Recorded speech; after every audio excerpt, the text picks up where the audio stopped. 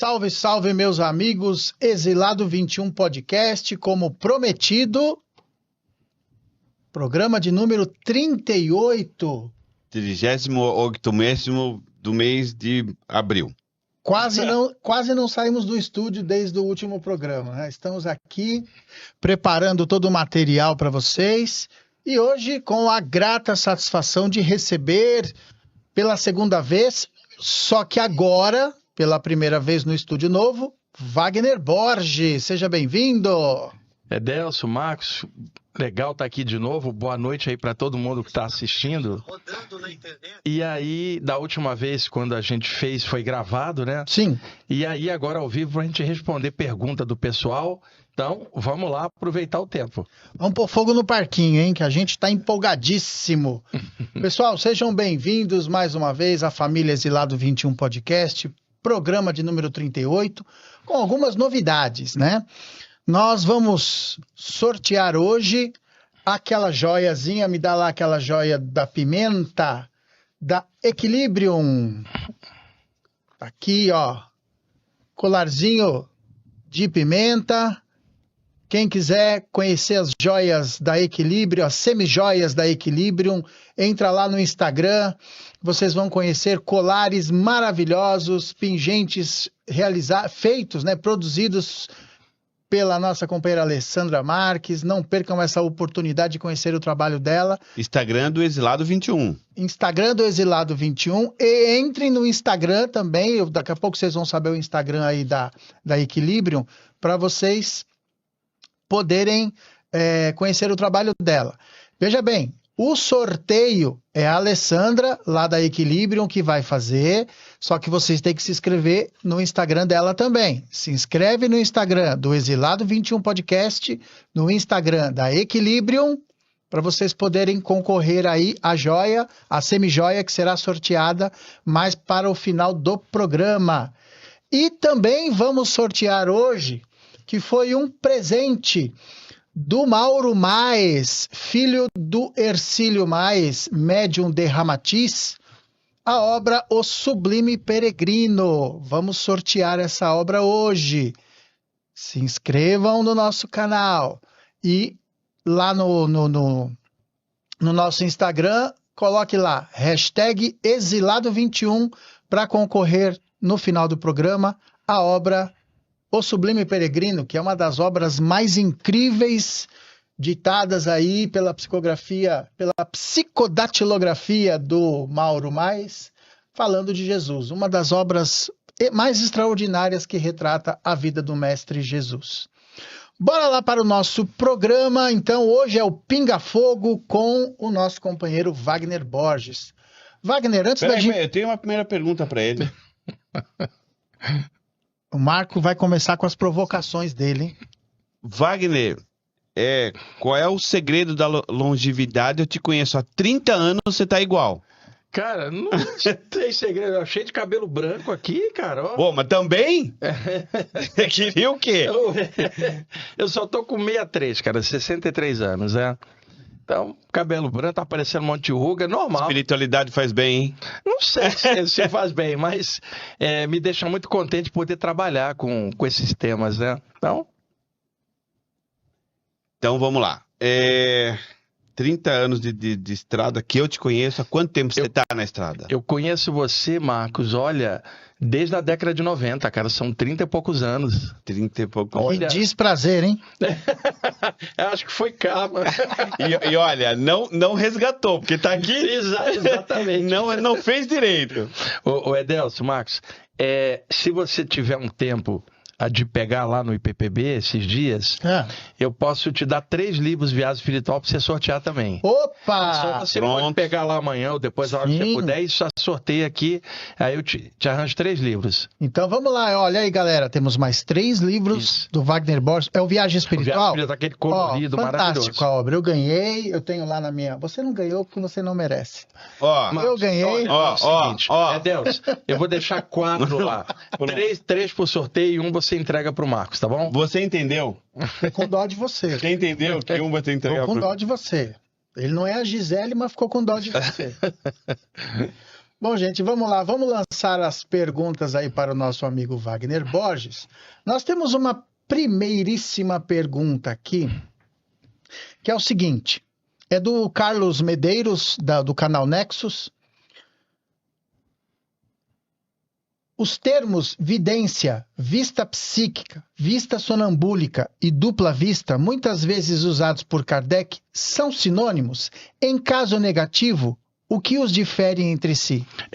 Tudo que o Kardec falava de visão, que não seja com os olhos físicos, né, em vários estados, é o que a parapsicologia depois chamou de clarividência. Que a clarividência você tem várias maneiras dela acontecer. Você pode ter uma clarividência anímica, que é quando a pessoa, o chakra frontal dela abre de dentro para fora e ela vê algo.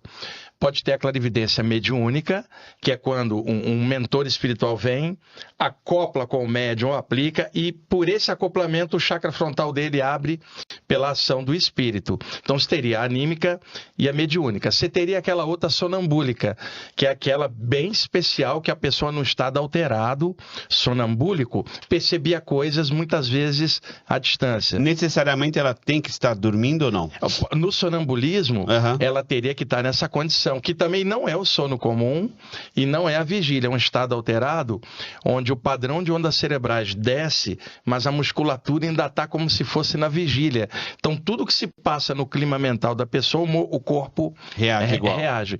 Tem também a clarividência viajora, como os parapsicólogos chamam. A pessoa está aqui, Marcos, e ela está vendo à distância o plano espiritual ou alguma coisa lá. Acontece que o pessoal mais técnico chama de visão remota, quando aquilo se refere a uma visão à distância aqui. Mas ele não vai até lá. Não vai até lá. Isso é importante assinalar, porque você está aplicando um passe, a aura das mãos dilata. Sim. Então, às vezes, você vira as pontas dos dedos e você fala assim, que estranho, eu estou aqui, o Edelcio está ali, mas parece que meus dedos estão dentro dele. Na verdade, espichou a aura dos dedos e a aura das mãos interpenetrou a tua aura. Então, do mesmo jeito que espicha a chakra das mãos e dos dedos, pode espichar o frontal. Quando ele espicha, Marcos, veja, a gente para enxergar um objeto tem que ter uma fonte de luz, ela bate e reflete, seus olhos captam esses impulsos luminosos.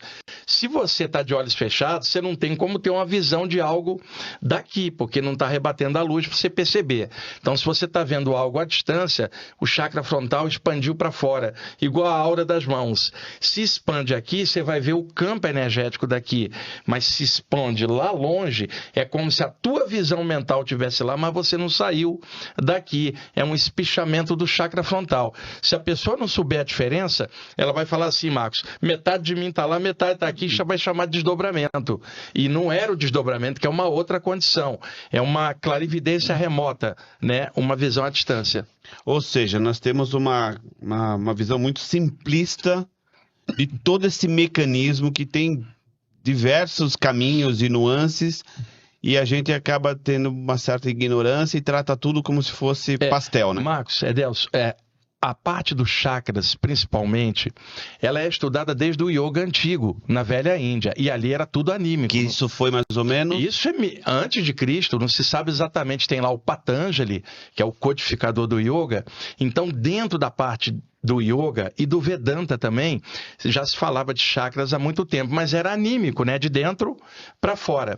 Já no século XIX, quando surge o Espiritismo, 1857, o Livro dos Espíritos, depois o Livro dos Médiuns, Kardec, dentro da visão espírita, foi criando uma nomenclatura ocidental dentro de um contexto mais mediúnico, que era diferente do contexto yogi, que era mais anímico. Então, se você pegar a literatura de chakras, também aqui ocidental, ela é teosófica, ocultista, ela tem um viés anímico, mas se está dentro de um contexto espírita, umbandista ou espiritualista, ela vai ter um envolvimento mais mediúnico. Então é bom clarear. Tem todo um conjunto anímico na clarividência e todo um conjunto mediúnico, e vai ter gente que mescla as duas coisas. Quando você fala da clarividência, nós temos aí uma outra dúvida que está relacionado ao nosso companheiro lá do Nordeste, o André Stamato.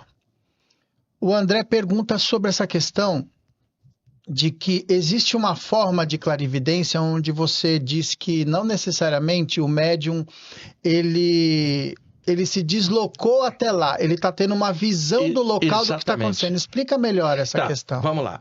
Suponhamos, eu estou aqui, fechei os olhos, o chakra da testa dilatou. Vamos supor, meio metro para frente. Mentalmente, o meu campo de visão, Edelcio, para mim que estou de olhos fechados, vai estar meio metro à frente. Se eu abrir os olhos, eu vou estar vendo você e o Marco aqui e vou estar vendo mentalmente meio metro. Então, não estou vendo com os olhos, é sim a mente pelo chakra frontal. Ao mesmo tempo, esse chakra atravessa a parede e eu poderia ver do outro lado da rua sem sair do lugar. Ainda é clarividência. Se fosse uma saída do corpo, eu estaria lá fora e o corpo que é dado aqui. Então, essa clarividência, ela pode ampliar para você ver subplanos extrafísicos. Então, por exemplo, você pega um médium de apometria, né? Fala, estou aqui e está tendo um resgate lá no umbral, né? Eu estou lá agora resgatando um espírito. O que acontece? Se espicha esse aqui da testa, vai dar o campo visual de lá onde os mentores estão fazendo um resgate. Vai parecer que ele está lá e aqui. Aí alguém fala, eu agora estou abraçando uma entidade caída. É o chakra cardíaco que foi. É como se fosse pseudópodos, tentáculos energéticos. E os mentores ainda fazem outra coisa que eu vi muitas vezes. Edelcio, você está caindo no sono. Você não saiu do corpo ainda. Ele puxa um filamento do teu frontal e conecta com aquele plano onde vai te levar daqui a meia hora quando você cair no sono. Então, antes de você cair no sono, você já vai vendo imagens do lugar onde você vai. Você ainda não está projetado. Cai no sono, vá. Você se vê lá, já não se sente aqui. Então, esses fenômenos... Serve como um guia? Serve como um link, na verdade. Então, é muito comum, antes da saída do corpo, você ter clarividência viajoura. Como o pessoal normalmente estuda menos a clarividência, porque, inclusive, não tem nem tanto livro assim sobre clarividência. E mistura-se demais, né? Clarividência com mistura demais a clarividência com a sensação da projeção astral. Sim. Eduardo, já tem algumas coisas aí no nosso chat? Alguma pergunta? Pode colocar aqui para o Wagner. Bom, temos aqui, ó. Quando o médium relata estar dentro de uma cena que ocorreu no passado, exemplo, uma cena do século XIX, necessariamente isso é uma vidência? É possível desdobrar para o passado? Não, isso aí que a pessoa está falando é retrocognição. Retro do latim, para trás, cognição de conhecimento. Uma pessoa pode perceber um campo energético referente a um evento passado, isso é um tipo de psicometria, né? Aí o pessoal fala, entrou no registro acástico. Ela pode perceber cenas do passado, não significa que ela viajou no passado. Ela capturou faixas de memória que estão gravadas na aura do universo. Inclusive o Ramatiz fala isso no Elucidações do Além. É a captação da psicometria de imagem do passado. Se a pessoa lembra imagem do passado dela, é retrocognição. Se ela vê imagem do passado de um ambiente, é psicometria. Nenhuma das duas é viagem no tempo. Porque o pessoal começou a dizer que era viagem no tempo, sim, e a própria física foge que o tempo não existe. Agora, você pode perceber camadas de memória gravadas na aura dos ambientes. E o inverso disso, e no futuro? Aí é mais difícil de explicar. Porque passado, de alguma forma, está registrado. Exatamente. Mas o futuro, pelo menos nesse plano que a gente está, não está registrado. Então, todas as vezes que você capta algo para frente, é a pré-cognição ou premonição. Você capta possibilidades que não são absolutas. O passado já foi, não tem como mudar. Mas o futuro a gente está mudando o tempo inteiro no presente. E como é que a gente explica, então, todas as vidências e premonições que Nostradamus teve? Então, vamos lá. A velocidade da luz é 300 mil quilômetros por segundo. Segundo a física, se você ultrapassar a velocidade da luz, está fora do tempo. O pensamento é mais rápido que a luz. Então, teoricamente, dentro da mente o tempo não existe. Mas o problema é que a mente está dentro do equipamento chamado cérebro, condicionado com a noção dos eventos daqui. Quando ocorre uma experiência de expansão e que o corpo mental, vamos chamar assim, extrapola o limite do cérebro, desaparece essa coisa chamada tempo, que é um condicionamento daqui. E aí você falar de passado, presente e futuro é um contínuo só. E aí quando você encaixa aqui, você traz uma informação para cá que o teu cérebro vai interpretar para futuro, frente. Como se fosse futuro, mas tá bem complexo mesmo. Tudo que está para frente é complexo. E outra coisa, muita profecia falha. Porque às vezes a pessoa viu, mas no momento uma possibilidade. Viu uma possibilidade. No momento que ela encaixou aqui Um minuto depois, uma outra possibilidade alterou aquele efeito. Então, aquela profecia vai falhar.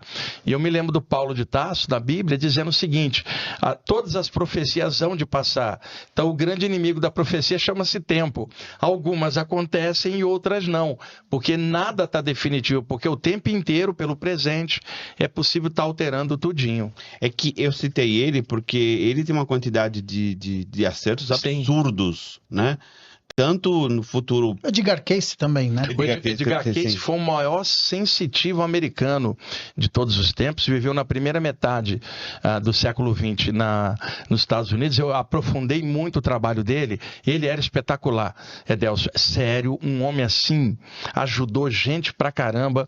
Ele entrava em transe e através do estado de transe ele passava consultas e orientações, tipo assim uma mediunidade sonambúlica, que não era considerada na época dele, porque era Estados Unidos, era uma outra maneira de ver. Esses caras tiveram grandes flashes, mas nem tudo o que eles viram aconteceu, mas uma parte sim. Então, tá sempre dentro do relativo, tudo para frente. Agora, passado, você não muda o passado, isso é um mito. Agora, você pode mudar uma coisa: ao ver algo do passado, pode vir um entendimento teu no presente, e isso altera a maneira como você olha o passado. E aí você altera o presente. É mais psicológico que outra coisa.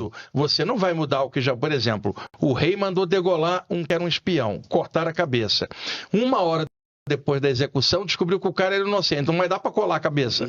Quer dizer, tem coisa que é óbvia, né? Agora, a maneira como você olha algo lá atrás pode desbloquear você no presente em relação a trauma, culpa, e libertar você. Você fala: ressignifiquei o meu passado por uma outra ótica no meu presente. Tudo bem. Mais alguma aí, Edu? Vamos lá. Fala o nome da pessoa. Como chama aqui? Dom Sonic. Dom Sonic. O corpo mental sai pelo chakra da testa durante uma projeção astral, certo? Depende. É possível ter uma projeção mental involuntária? Sim, na verdade a maioria são involuntárias. É o seguinte, é possível ter uma projeção astral e a pessoa sentir que está dilatando um dos chakras principais e ela se vê indo para fora. O corpo astral ainda tem o lance da emoção, da individualidade, aquela coisa, é como se fosse a gente humano apenas em outro plano. Então pode haver saída pelos pés, pela cabeça, pela lateral. Porém, o corpo mental, para se soltar do corpo astral, vai ter que ser com os chakras superiores, do chakra cardio, respiratório e principalmente os dois da cabeça, onde lá fora, Marcos, você está projetado e o corpo mental se solta do corpo astral numa segunda experiência, que foi chamada de projeção do corpo mental. E também tem os estados de expansão da consciência. Yogis tinham, santos católicos, sufis, que era a pessoa aqui de repente se sente unida ao universo, o samadhi do yoga. E aí você vai falar assim: ela entrou no universo ou o universo entrou nela? Que desapareceu o espaço. São experiências de corpo mental. Boas perguntas, viu? O pessoal tá empolgadíssimo. O pessoal tá afiado, que legal. Em relação a essa questão do desdobramento, eu não sei se eu te falei da outra vez, o primeiro desdobramento que eu tive na vida foi ouvindo o Rick Wakeman. Foi o Rick Wakeman, a Viagem ao Centro da Terra. Fantástico, né? Foi um processo involuntário que me causou um susto danado. A hora que eu me vi do outro lado, aí você fica naquela dualidade, né?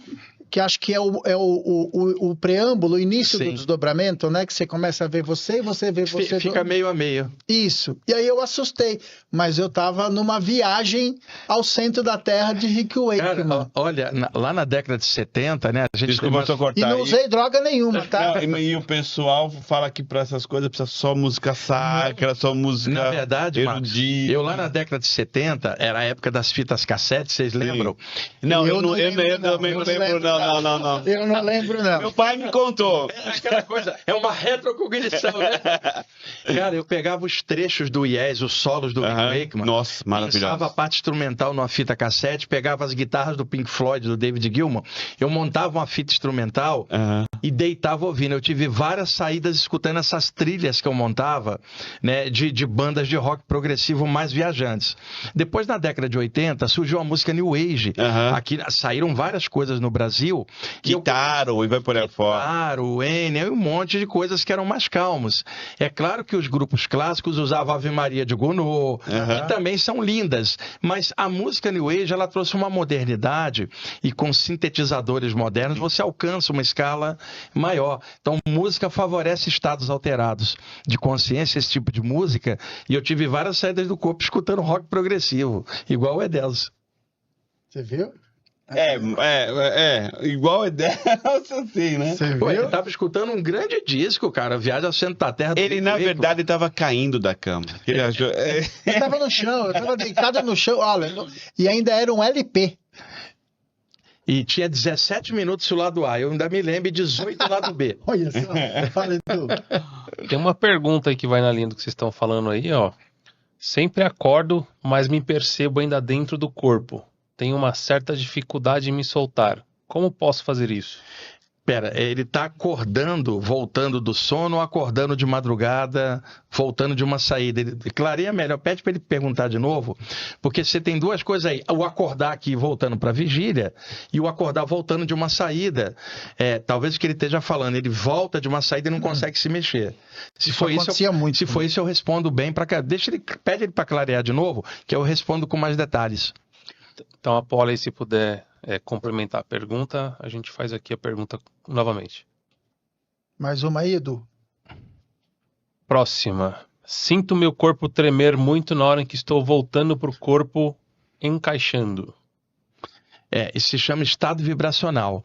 E isso pode ocorrer na saída como também na volta. É uma espécie de ajuste de voltagem.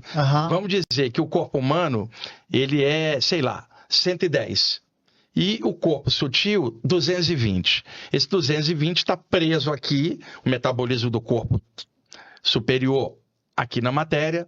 Quando o metabolismo relaxa durante o sono e as ondas cerebrais relaxam, o campo energético dilata. E a parte interna, para poder escapar dessa vibração mais lenta, ela acelera para poder se soltar. É igual um carro a álcool que você fica acelerando o motor no inverno. Vrum. É como se o corpo astral estivesse acelerando, aí a pessoa vai ter uma sensação de uma eletricidade indo e voltando. Isso acaba soltando o corpo espiritual. Porém, na volta pode ocorrer o oposto. Na hora que ele encaixa, esse ajuste dos dois, encaixou aqui, é o plano físico que vai mandar. Então ocorre a vibração agora ao contrário, para poder reconectar. Mas isso é quando... Por exemplo, quando a gente sonha, não acontece isso. Não acontece. Isso é típico da saída do corpo. E outra coisa, às vezes a pessoa pensa que a cama inteira está vibrando. Só que tem alguém deitado do lado, ela pergunta, a pessoa não sentiu nada. É o campo energético dela vibrando, a cama tem uma aura, como ela está deitada, acoplada na cama, vibrou a aura dela, vibra a aura da cama. Só que não vibrou fisicamente. Então chama-se estado vibracional.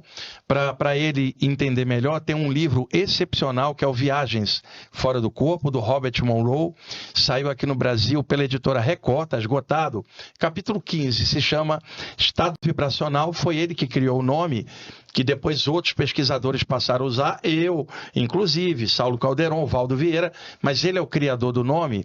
Esse livro saiu em 1971, na América do Norte, Journey Out of the Body, traduzido em 1980, Viagem Fora do Corpo, Sim. Capítulo 15. Ele vai ver narrativas iguaizinhas a que ele está narrando. Quando você fala do desdobramento, no movimento espírita, de uma forma geral, a gente aprendeu, a gente desenvolveu lá nos primórdios com algumas orientações que as pessoas acabaram usando isso como uma regra geral, Sim, né? sim. Olha, não mexe com isso, é Pura falta de perigoso. informação. De repente uma pessoa foi lá no Chico e pediu uma orientação para o Emmanuel, ele deu uma orientação específica para aquela pessoa não mexer com isso. Você imagina alguém obsidiado, tem 30 caras do lado, ele quer sair do corpo, o que ele fala? Melhor você ficar por aqui, vai ser perigoso para você. Mas numa pessoa em condições normais, só ocorre durante o sono. Kardec falou das saídas do corpo no capítulo 8 do Livro dos Espíritos, se chama Emancipação da Alma, o capítulo da pergunta 400. 1400 em diante. Em nenhum instante você vê no Livro dos Espíritos qualquer menção de que é perigoso sair do corpo.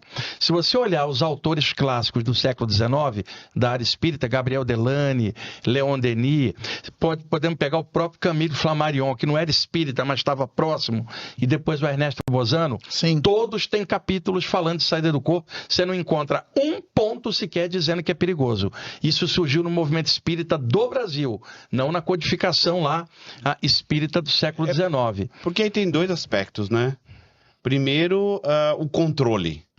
Eu tenho controle maior se eu falar, olha, só comigo isso é legal, só na minha casa isso daí pode. Então eu tenho um controle maior. E segundo, você ensinar o pessoal a fazer isso dá trabalho, hein? Dá trabalho. Dá trabalho. A mesma Eu não coisa, quero ter esse trabalho. como analogia, 50 anos antes, o que se falava numa casa espírita e mesmo também na Umbanda? Delcio, Marco, não aplica um passe fora do centro. Sim. É perigoso aplicar. Não, mas até hoje se fala Não, mas isso. veja, apareceu o reiki, a cura prânica, outros métodos de passagem que não têm a mesma... A própria apometria. Então, ficou... e hoje, muitos grupos se tocaram de que é possível um passe anímico. Eu cansei de tomar passe da minha esposa quando estava mal. Falava, Exato. pelo amor de Deus, me dá um passe. Aí ela fazia uma prece, já envolvia, dava passe e melhorava. Muitas pessoas irradiam energia de casa para o mundo. Então, a mesma coisa, a saída do corpo. Olha, para sair tem que ter autorização de um mentor, um grupo protegendo. Isso no contexto mediúnico. Só que a literatura ocultista, teosófica e yoga não é mediúnica. E tem narrativa de saída do corpo, há um anímica, tempão. né? Anímica. Porque, como é que eu provo isso? A morte é uma saída do corpo. E a morte não é mediunidade, ela é anímica. Um dia você entrou, um dia você sai. Você não morre porque você é médio, você morre porque está encarnado. Sendo médio ou não. Então a saída do corpo, ela é anímica. Porém, no caso de médiuns, como eles trabalham com grupos espirituais, acaba interagindo na saída dele. Isso levou muita gente a achar que era só nesse contexto. Olha, eu já ouvi falar até o seguinte, não faça isso porque você pode não voltar e romper o cordão de prata e desencarna. Eu também, ou se fica imagina. lá, já ouvi também, ou você fica lá. Fica preso. Imagina, preso, quando eu ouvi isso lá na década de 70, eu bem jovem, tendo saídas do corpo espontâneas. Faz tempo isso? Faz muito tempo. E o que? Semana passada. E o que tinha para ler na época era a revista Planeta, lembram? Lembro, E Lobo claro. Sangue Rampa lá, a terceira Sim. visão, Você é Eternidade. Então, pessoas que eu comentava que eu tinha essas saídas do corpo, qual era o argumento? Você vai morrer por causa disso, rapaz, isso é perigoso. Agora, o engraçado, todo mundo que disse que eu ia morrer, morreu e eu não. Você tá... Saída do corpo não mata, agora estar dentro de um corpo vai matar nós todos. Vai matar. Então, ficou muito mito, havia pouca informação. Hoje, tem uma literatura muito grande, específica de saídas do corpo, autores que não são nem da área espírita, nem da área esotérica, e autores variados. Você vai ter um autor mais ocultista, outro mais espírito, outro mais conscienciológico, mas vários ângulos, mostrando que a saída do corpo é muito maior do que se pensava. E a ciência, Wagner, o que ela tem falado disso? Olha, ceticismo geral. Porém, existem muitos cientistas pesquisando a chamada EQM, experiência de quase morte, onde a pessoa tem Sim. uma parada cardiorrespiratória, o médico consegue trazê-la de volta e ela narra, pelo menos parte desses pacientes, não todos, que ela esteve fora do corpo. Muitos médicos hoje pesquisam esse tema de uma forma bem séria.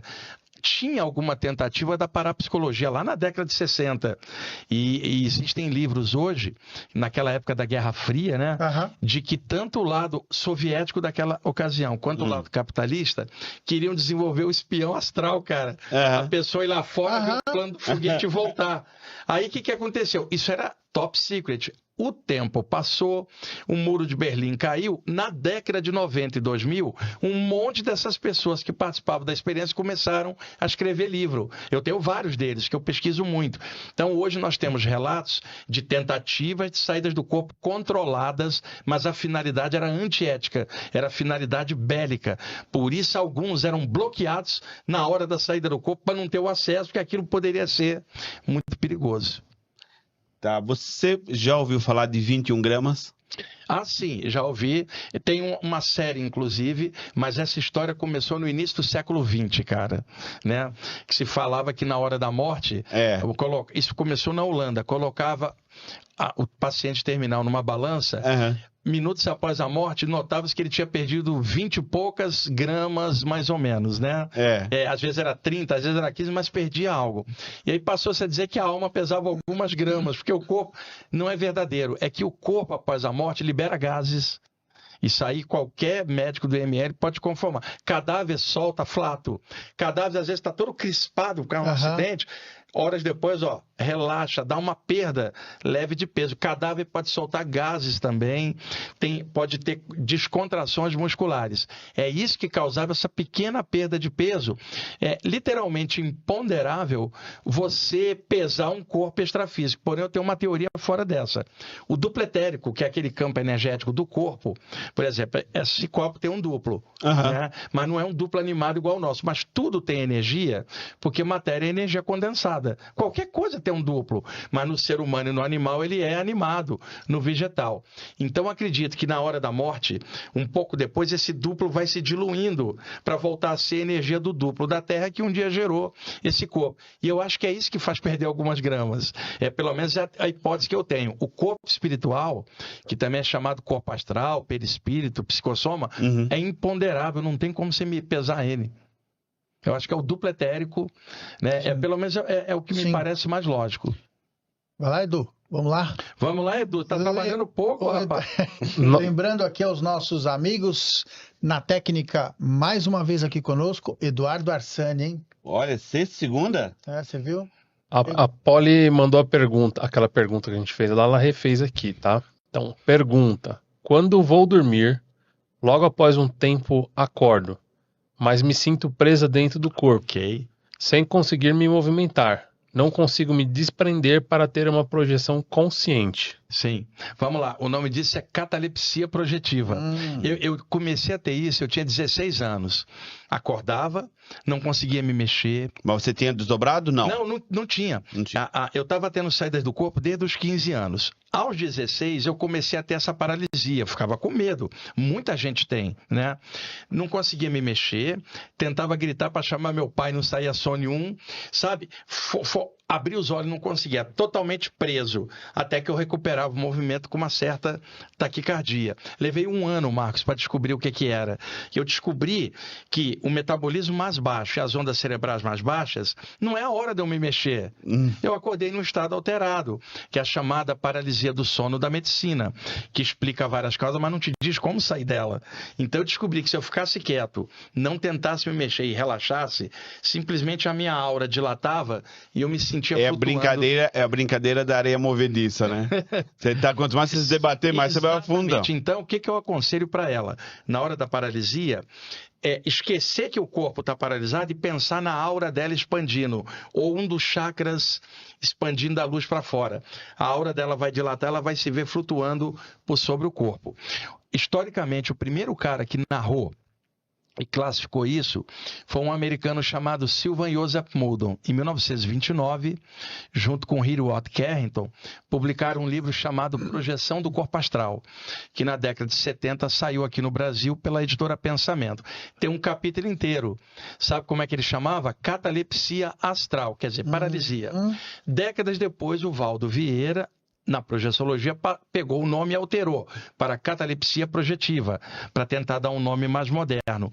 São estas paralisias que são estados alterados. O que eu vi de gente falar coisas que não batiam, porque eu experimento isso desde os 16. Eu tenho 63, centenas de vezes na minha vida. Paralisado, eu tenho que até que me controlar para não rir, porque está na hora de cair fora. Teve gente dizendo que era o diabo agarrando. Eu escutei tudo isso. Deve ser mesmo. Aí só mudava a coisa. Um religioso me dizia que o diabo está me agarrando. O espírita me dizia que era o obsessor. O outro dizia que era um trabalho de magia que tinham feito para mim. Nada disso batia com a experiência que eu estava tendo, porque bastava acordar para eu poder sair nessa paralisia. Os anos se passaram e eu comecei a comentar com isso em aberto. Imagina hoje esses anos todos, seja lá na rádio onde eu tenho um programa, nos podcasts, esses anos todos, qual é a pergunta que mais me é feita? A tal da paralisia. tal da paralisia. E aí, com o tempo, surgiram outras pessoas falando em aberto. Por exemplo, na internet, o Saulo Calderon fala muito nisso, Valdo Vieira falava muito nisso, Silva Muldon, mas o primeiro cara foi Silva Joseph Muldon, 1929. Porque como eu leio muito, sempre pesquisei muito, tenho uma memória boa, eu gosto dessas... Boa não. Boa não. Eu gosto dessas referências, porque às vezes você fala algo, a pessoa fala, será? Fala, dá visão de conjunto, se ela pesquisar, ela vai constatar a mesma coisa. Bom, gente, vamos para o nosso primeiro merchan da noite, hein? No coração do Brasil empresarial, existe uma força que impulsiona o sucesso e a inovação. Bem-vindo à Abracem, Associação Brasileira de Consultores Empresariais.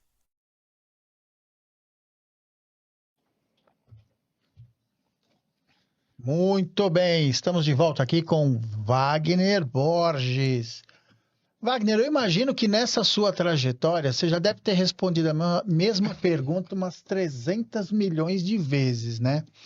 Você já chegou num ponto em que você tinha uma resposta específica e com o tempo, com a sua experiência, você teve que mudar? Ah, muita coisa. Agora, o mais legal, você pode ampliar um pouco aquilo que você conhecia um pouco menos ali. Agora, o fato em si, eu não tenho dúvida. O fato em si é o fato. Agora, a maneira que você vai amadurecendo, você vai interpretando e observando cada vez de um ângulo mais aberto. Aquilo continua correto, do jeito que você explicava. É igual uma criança explicando algo e um adulto explicando algo. O fato é o mesmo, mas o adulto explica melhor que uma criança. Então, muita coisa a gente revê. Agora, não no sentido dúvida para falar o contrário daquilo, não. É que simplesmente aquilo é aquilo, só que você ampliou. Às vezes alguém fala assim, você sabe tudo? Não. Como que um ser humano acha que sabe tudo? Você está maluco. Pô, moramos num planeta desse tamanho aqui. Sim. A gente não sabe quase nada, cara. Agora, se você se especializou muito em algo, relativamente você pode explicar, absolutamente não. E ao estudar de tudo, você percebe padrões.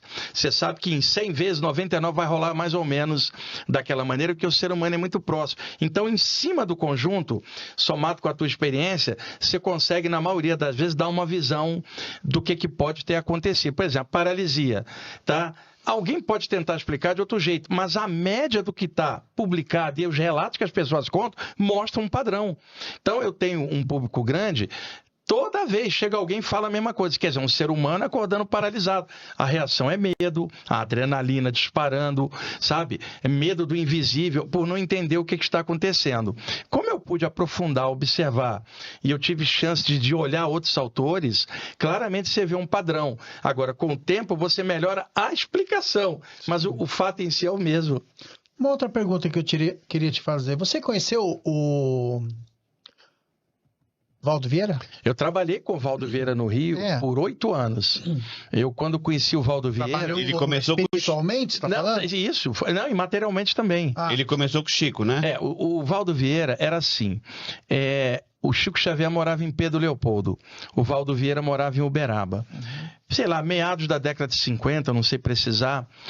O Chico Xavier, recebendo textos do André Luiz, notava que onde terminava um capítulo não encaixava com o capítulo seguinte. Ele pegava outra. E aí o André Luiz falou para ele: eu estou passando capítulos ímpares para um, capítulos pares para o outro, vocês precisam se juntar, se conhecer.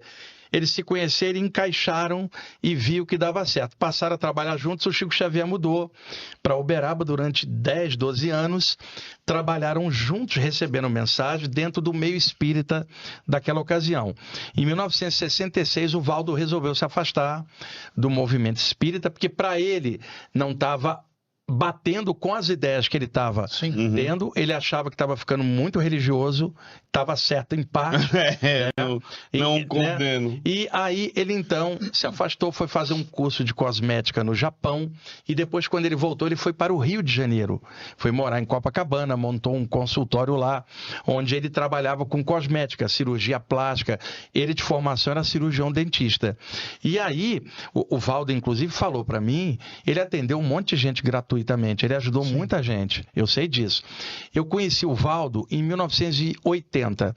Ele tinha lançado o livro Projeções da Consciência pela editora LAC, a livraria Allan Kardec. Tinha uma caixa postal para contato. Eu li e mandei uma carta na época, não tinha e-mail, não tinha nada. Olha, eu tenho projeções astrais desde os 15 anos, também estou estudando e gostaria de conversar. Eu li o seu livro, tem coisas ali que acontecem comigo. E aí o Valdo me convidou para ir na casa dele. Era em Ipanema, Visconde de Pirajá, 164, 14º andar. Não, aí você já tá abusando, né, meu? Aí que esse negócio, eu tenho memória boa, Aí, isso já tá... Era um sábado à tarde e o Valdo tinha criado um pouco antes o Centro da Consciência Contínua, que era o primeiro grupo ali que ele estava montando de estudos de saídas do corpo, mas fora do âmbito espírita. E a maioria dos amigos que estavam lá, naquele dia que eu fui, que eu conheci, eram amigos da época em que o Valdo trabalhava com o Chico Xavier. Eu me lembro até hoje, Salvador Gliani, Eduardo, Sebastião Carvalho, que era da Ramatiz, todos eles se tornaram meus amigos depois, né? O Ivânio, Gilberto Campista Garino, que hoje é maestro e que era um tradutor de livro, só que havia um detalhe, eles todos tinham quase 50 ou mais de 50, eu era o único jovem, com 18, cara, para 19. Então, aos sábados havia essas reuniões, eu ia, o Valdo contava alguma saída dele, eu contava a minha, a gente avaliava ali, isso é tudo antes de institutos esse ou aquele. O pessoal de hoje não tem essa noção, 40 e poucos anos atrás. E aí, a partir dali, eu fiquei 8 anos com o Valdo, né, acompanhando a trajetória dele, do que viria a ser a chamada projeciologia, né? Ele começou a trabalhar com paranormalidade, não foi isso? Sim, mas o Valdo trabalhava com um conjunto de possibilidades, mas ele não queria mexer tanto com a parte mediúnica, e sim com a parte mais anímica, num trabalho mais técnico, sem qualquer doutrinação de qualquer área. Ele estava correto. Agora, é claro que no meio espírita, acusar ele de traidor e tal, nada disso, eu não acho nada disso. Eu conheci o Valdo na melhor fase da vida dele para mim, né, naquela época, e o Valdo expandiu muito, ninguém falava de saída do corpo em aberto. E aí o Valdo começou a dar palestras no Rio de Janeiro, e aí aconteceu o seguinte, quando a palestra era num centro espírita, eu é que ia, ele não queria, ele falou, não quero que misturem mais, porque o meu trabalho hoje é outro. Então, o Valdo, fazendo as palestras no apartamento dele, o pessoal do condomínio encheu o saco, não queria gente entrando lá. Nessa época, o Sebastião Carvalho, que era da Ramatiz, né? Amigo do seu Antônio, lá da Ramatiz da Tijuca, Sim. ele ia na Fraternidade André Luiz, no bairro da Penha. E ele levou nas reuniões do Valdo a dona Enedina, que era uma médium maravilhosa, descendente indígena, já uma sessentona, um cabelão grande. E ela chegou, o Valdo gostou muito dela, porque ela tinha muitas saídas do corpo. O Valdo gostava das narrativas dela. E aí a Enedina falou com o Sebastião, convida o Wagner para ir lá na Fraternidade André Luiz, numa sessão de desobsessão. E eu passei aí nas sessões de desobsessão, e eu que estava tendo as saídas do corpo anímicas, comecei a ter saídas do corpo com mentores me puxando, e me levando até o duplo extrafísico da Fraternidade André Luiz. Eu pegava o segundo turno da sessão do lado de lá. Então, a abertura da mediunidade, que foi depois da saída, né? Por isso que eu sei que a saída é anímica, ela incrementou as saídas que eu tinha, porque eu era médium aqui, era projetor lá, eu estava tendo 2 ângulos da mesma coisa. Nessa altura, então, eu e o Sebastião Carvalho falamos para o Valdo, Valdo, já que estou incomodando aqui, dá as palestras na Fraternidade André Luiz, né? E aí o Valdo passou aos sábados, dar as palestras lá, era 1982, era a rua, para você ficar irritado comigo, Rua Moreira de Vasconcelos, número 8, na Penha, era perto do Curtume Carioca que tinha naquela época, e aí o Valdo passou a fazer as palestras lá durante 2 anos e meio, era uma outra época, você imagina o Valdo que o pessoal conheceu depois, eu conheci numa outra condição, o Valdo muito aberto, muitos amigos dele eram do meio espírita e muitos deles questionando como o movimento espírita estava ficando bem religioso e perdendo... Naquela época já. Perdendo a característica. Por isso que eu sei que o Valdo se soltou do movimento espírita corretamente, não ia ficar engaiolado lá também. Que, na verdade, quando você olha a postura do Valdo, essa crítica dele em relação ao movimento religioso, muito religioso, é no sentido do religioso muito parecido com a questão da sacristia. Isso, exatamente. Né? Aquela coisa muito voltada para... chegava a ser até piegas algumas coisas. Em alguns casos, sim. Em alguns casos até piegas. Em alguns casos, sim. Excesso de A gente não pode negar que durante muito tempo o movimento espírita sofreu uma forte influência da Igreja Católica, Sim. mesmo porque a maioria é tudo egresso da Igreja Católica. Sim. Então a gente traz esse ranço, não tem como não trazer esse ranço. Mas o Valdo Vieira também, uma das questões que você levantou aí, do Valdo Vieira acabar saindo do movimento espírita, foi porque ele também levantou algumas coisas que estavam acontecendo no movimento espírita e o pessoal não gostou. O pessoal não gostou. O Valdo sofreu muitos ataques desse pessoal, eu trabalhava com ele, eu vi. Ameaças, inclusive. Tudo isso, hoje, a garotada mais jovem que segue o trabalho do Valdo tem a menor noção do que acontecia naquela época. Ele está vivo ainda? Não, o Valdo desencarnou em 2015. E depois, quando o Valdo foi formando o que ele chamou de projeciologia e institucionalizando, aí foi tomando uma outra vertente, que aí eu já não estava mais junto, porque nas saídas do corpo, qual era a orientação que eu tinha, Delcio e Marcos? Visão universalista, cara. Uhum. Sabe? Para mim era... Porque quando você sai do corpo, você não encontra só espírita, né? Você não encontra só cadê do lado de lá.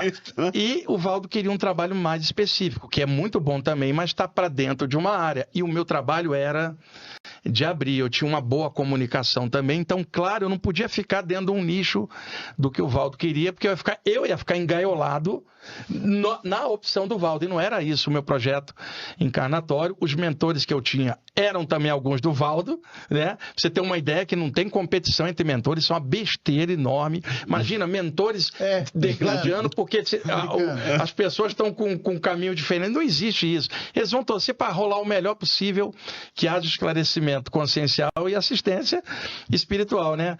Então, daquela época em diante, o trabalho do Valdo expandiu muito a parte da saída do corpo, mas dentro da visão dele. E eu, ao mesmo tempo, lendo um monte de autores, minha tendência foi abrir e comparar todos, incluindo o Valdo, que era uma referência excelente. Daí a minha visão sempre foi de conjunto. A do Valdo foi ficando mais dentro do enfoque que ele pessoalmente tinha, que não é que está errado, era o enfoque dele. Mas numa área dessa, você não pode ficar no enfoque de ninguém, Delcio Marcos. Uhum. Você tem que estudar de conjunto. E outra, tudo que eu estou falando também, ninguém deve ficar nesse enfoque. Cada um deve desenvolver por si próprio. Agora, olha o conjunto, a média é maior do que a nossa opinião particular. Sim. Eduardo, temos perguntas aí? Temos uma aqui curiosa, que me chama Então, a atenção. A resposta vai ser curiosa. Da Grace Fat. Pode falar sobre ativação de Kundalini? É seguro? Esse tema. Vale a pena? Não é seguro. Existe é risco? seguro se você não conhece direito o mecanismo daquilo. Né? E não tem muitas obras sérias sobre Kundalini, principalmente em português. Um dos clássicos... E quem trata disso muito é só o hinduísmo mesmo, né? O hinduísmo é onde, na parte do yoga né, e o Tantra também falavam muito nisso.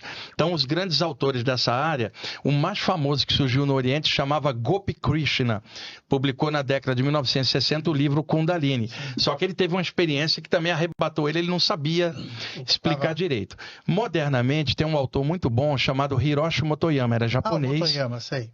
Ele fala de chakras, Em 1981, ele lançou o livro Teoria dos Chakras. Ele era professor de acupuntura japonês, foi para a Índia e fez uma formação de yoga com o Swami Satyananda, que era discípulo do Swami Shivananda. Então, ele aprendeu muita coisa na linha do yoga e mesclou com a parte que ele tinha budista, já do Japão e acupuntura. E no bojo dos chakras que ele explica, tem uma boa parte sobre Kundalini num enfoque mais aberto, tá? Tinha um inglês chamado John Woodruff, que em 1917 publicou o livro The Serpent Power, Serpente do Poder. 1917. Ele era um lord inglês. Na época, a Índia era colônia britânica e ele foi mandado pela rainha para tomar conta de um distrito lá. Era um homem respeitável. A visão que os ingleses tinham dos hindus naquela época era bem pejorativa. Povo supersticioso, não é branco, não é cristão e nós somos os controladores dele. Então, a visão deles era meio pejorativa. O Sir John Woodruff vai para lá, se mete com os iogues, aprende sânscrito e se apaixona pela filosofia. Começa a usar roupa branca. Isso deu um escândalo na época. E ele então resolveu pegar um clássico do hinduísmo, que era do século XVI, que era o livro Sat Chakra Nirupana, de um grande yogi chamado Swami Purnananda, que falava de Kundalini, mas tudo em sânscrito. Nossa. Ele aprendeu sânscrito, olha que coisa. Converteu para caracteres latinos em inglês e publicou em inglês The Serpent Power, Serpente do Poder, 1917, interpretando os trechos daquele livro antigo de Kundalini. Foi a primeira obra ocidental a diretamente tocar no tema, mas aí deu um problema. Como ele estava na Índia e publicou lá em inglês, os hindus não queriam ler o livro de um inglês. E como na Inglaterra não se queria algo vindo da Índia, o livro dele passou batido um tempão. Até com as décadas de ser recuperado, é um grande livro. Tá? Seria legal. Tem uma tradução do editorial Kier, aqui da Argentina, em português não tem, que se chama o Poder do Fogo Serpentino, porque se usava a metáfora da energia que vem da Terra ondulando, lembrando o movimento de uma serpente se deslocando. Então essa energia viria de baixo para cima, entraria pelos pés e fluiria no chakra da base.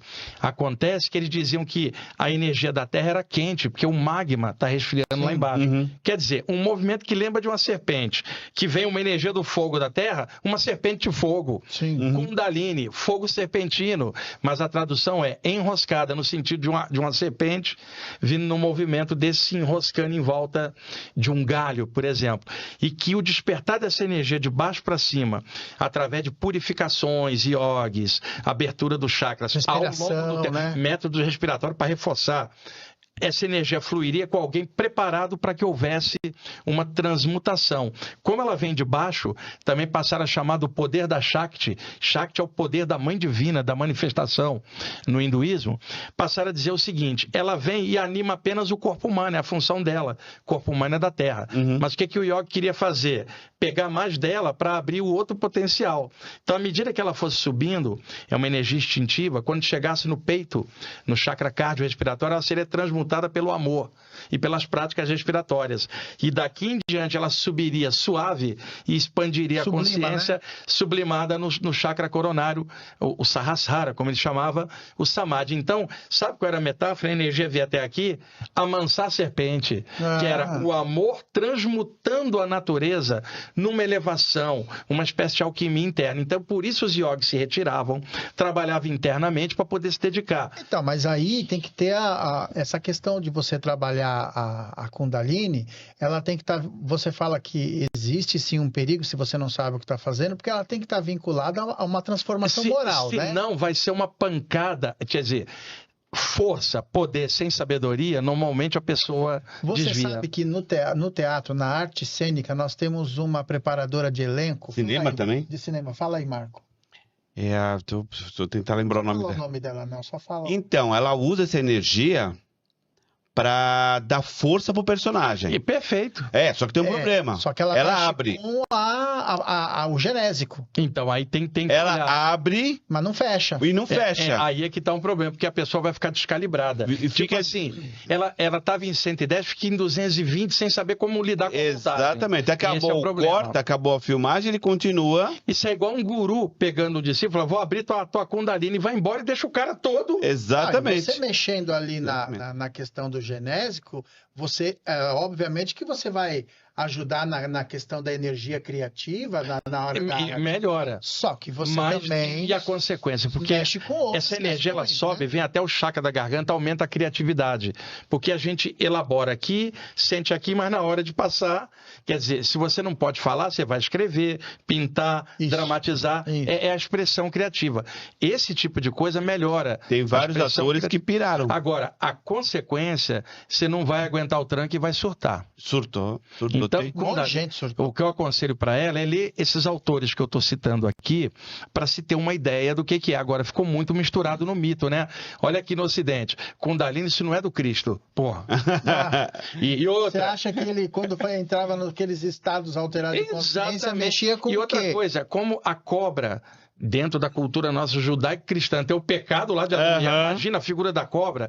Então foi Quente ainda? Foi Ui. demonizada toda essa parte da Kundalini, que é apenas uma descarga de energia educada de forma yoga. No taoísmo chinês também tem, mas não com o nome de Kundalini, a técnica do caldeirão, de efervescência do Qi no caldeirão para fazer o vapor do Qi subir. São a mesma coisa com nome diferente. Então eu aconselharia para ela o Teoria dos Chakras do Hiroshi Motoyama e pesquisar coisas do... E outra, o John Woodruff, para não parecer que era ele, olha só, botou um pseudônimo, né? Arthur Avalon. Você quer pseudônimo mais inglês do que esse? Todo mundo sabia que era ele. Eu não sabia que era ele. O pessoal usa muito a energia Kundalini, tem uma questão sexual também, né?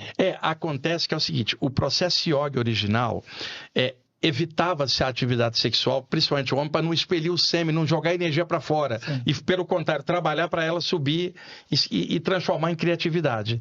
Então, daí surgiu o Tantra, que trabalhava isso e fala, não precisa ter a contenção.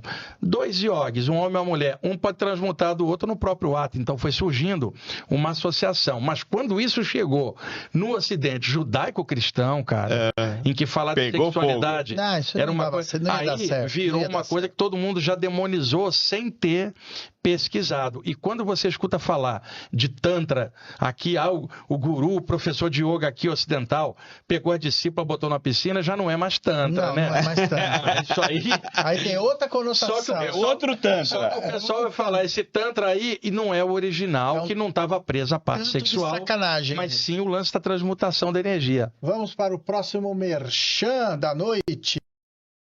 Há 61 anos, no coração da Vila Carrão, a loja Três Irmãs transforma casas em lares, com cortinas que encantam. Tradição, qualidade e atendimento que só quem entende do assunto oferece. Loja Três Irmãs. A sua casa mais bonita começa por aqui. Bem, voltando aqui com Wagner Borges. Eu posso contar uma experiência de Kundalini, que eu acho que eu dou um exemplo legal. Opa! Você sabe que o Edgar Armon ensinava também as pessoas a fazerem reativação dos chakras nos trabalhos mediúnicos. Sim. Né? E ele sempre associava essa questão, falou, olha, sem a questão da reforma moral, não adianta. Não mexe com isso. Exatamente. Isso ocorreu em 1985. Eu tinha 23 anos, ia fazer 24 anos. Tinha saído, Marcos, um dos primeiros discos de vinil do Kitaro. Nossa. Na época não era comum, né? Eu cheguei em casa, fiz o trabalhinho de energia que eu fazia voltando do trabalho. Kitaro era japonês, né? Sim. Japonês. E aí tomei banho, tá? Comi, na época, o que eu comi? Miojo, cara, era o que tinha. Olha que coisa horrorosa, miojo. E aí eu me sentei para escutar aquele disco. Coloquei no vinil, 17 minutos cada lado, tinha que levantar para trocar. Sentei no sofá, no meio das 2 caixas, para pegar o som bem equilibrado. E aí fechei os olhos para curtir a música. Eu tinha acabado de jantar, já tinha feito um trabalhinho de energia antes, estava ali no meu lazer. A minha companheira na época, a Glória, iria chegar do trabalho. Eu estou de olhos fechados ali, escutando uns 5 minutos de música, já extasiado com aquele som. Um mentor espiritual chinês atravessa a parede do quarto. Eu já via ele há muito tempo. Parou na minha frente e fez assim, ó. Fez um gesto. Uma reverência. Ele tinha um manto branco alaranjado. Ele enfiou as mãos extrafísicas e tirou um alforja. Dentro dessa alforja tinham agulhas de vários tamanhos de acupuntura. Que é claro que não é agulha de metal daqui. É tudo feito com energia. Feixes de energia lá. Ele abriu, ele chegou e me deu um toque do lado. Quando ele tocou do lado, e eu já, essa altura, eu estava de olhos abertos, que eu estava preocupado da música acabar e a agulha ficar ali desgastando. Eu abri os olhos, eu não via ele com os olhos, eu estou vendo ele pelo chakra frontal. Então via o toca-disco em frente e via ele pelo chakra frontal aqui. E ele me deu um toque, eu fiquei paralisado de olhos abertos assim, ó. Sem conseguir me mexer. Ele então pegou... Com essa agulha? Não. Me deu um toque com a mão dele. Com a mão? Eu fiquei paralisado, uma catalepsia ali na vigília. Ele tirou as agulhas e começou a me espetar. Tipo a mesma sensação da acupuntura que você sentiria aqui. Ele girava às vezes a agulha para a direita, para a esquerda, me espetou toda. Aí passou para trás e começou a espetar. E aí, cada vez que ele mexia no ramal da coluna, eu sentia como se fosse uma agulha mesmo girando, fazia Não. lá dentro, uma sensação de energia como se estivesse raspando algo. Ele foi descendo, Marco. Quando ele chegou na base da coluna aqui, chakra básico, né? Chamado em sânscrito Muladhara. Mula é base, Adhara é fundamento. Quer dizer, daí você fala base ou básico. Quando ele espetou ali a maior das agulhas, cara, eu senti bater no osso. É uma sensação, é claro. E ele girou. Quando girou, começou a ferver um líquido quente dentro da base da minha coluna. Igual você tá com uma chapa quente, joga água, faz... Tsh, tsh. Começou a dar isso, como se borbulhasse, começou a borbulhar uma luz líquida na base da coluna. Mentalmente eu via por dentro. É isso que eles falam. Se você via, só mentalmente. Tá. Aquilo foi subindo como uma luz líquida, clarinha, branca, amarelada, foi subindo, fervendo. Aquilo era um calor danado, como se fosse mercúrio derretido atravessando a coluna. E eu sem conseguir me mexer. Quer dizer, ele me causou aquilo, não foi ali? Aquilo veio. Quando atravessou a minha cabeça, abriu o chakra coronário, eu fui arrastado para cima. Eu saí do corpo num jorro de Kundalini para cima. Parei no ar, olhei para baixo, está o meu corpo ali parado, o chinês mexendo embaixo e olhando para mim. Ele queria causar aquilo mesmo.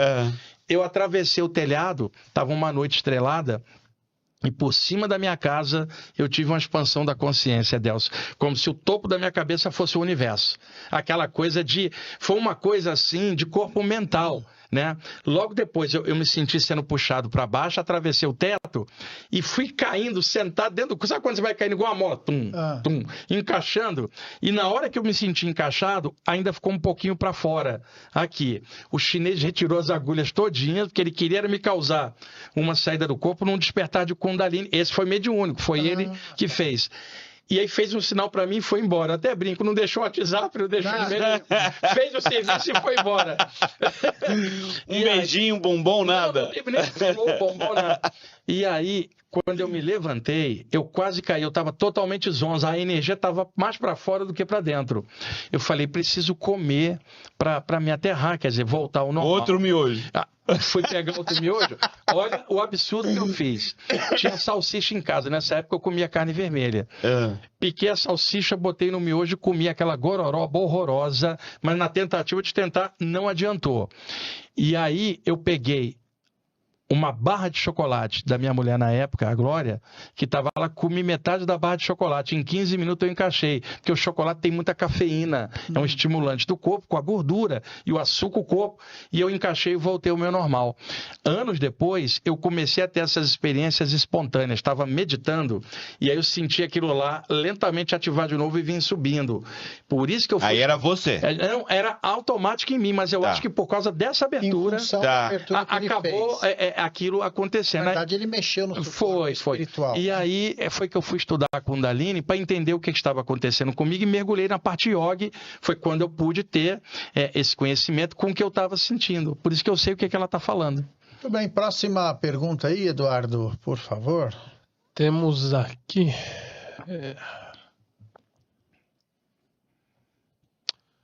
da Antônia Rapanelli.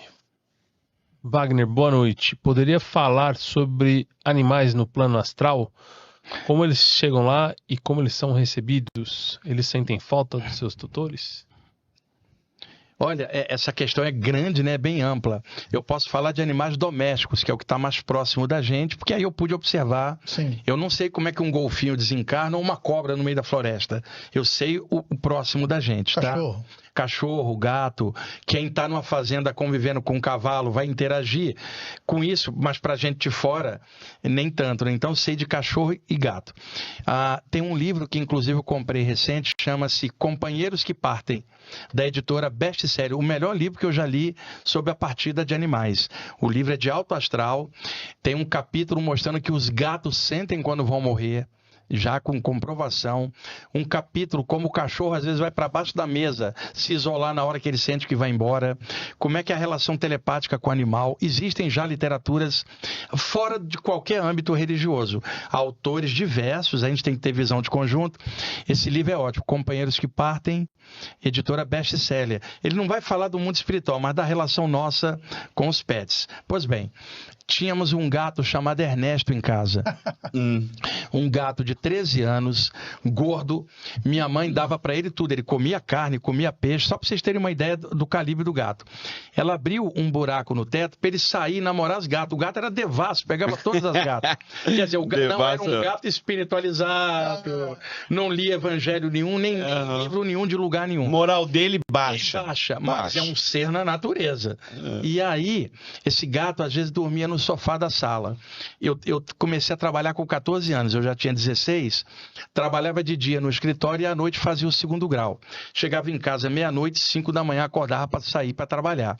Então, para não incomodar meu irmão e minha avó, que dormiam no outro quarto comigo, eu deitava no sofá da sala, às vezes, para não incomodar ninguém. Acontece que era o lugar do Ernesto dormir. Puxa, de noite ele pulava em mim, eu cotovelava ele, sai você. Você é adolescente, né? Ele então pulava no braço do sofá, pulava numa mesa do lado e pulava em cima da geladeira, que ficava próxima da sala, a casa era pequena. Então eu via ele deitado ali a partir do ponto que eu estava aqui. Uma noite eu acordo de barriga para baixo, de bruços, né?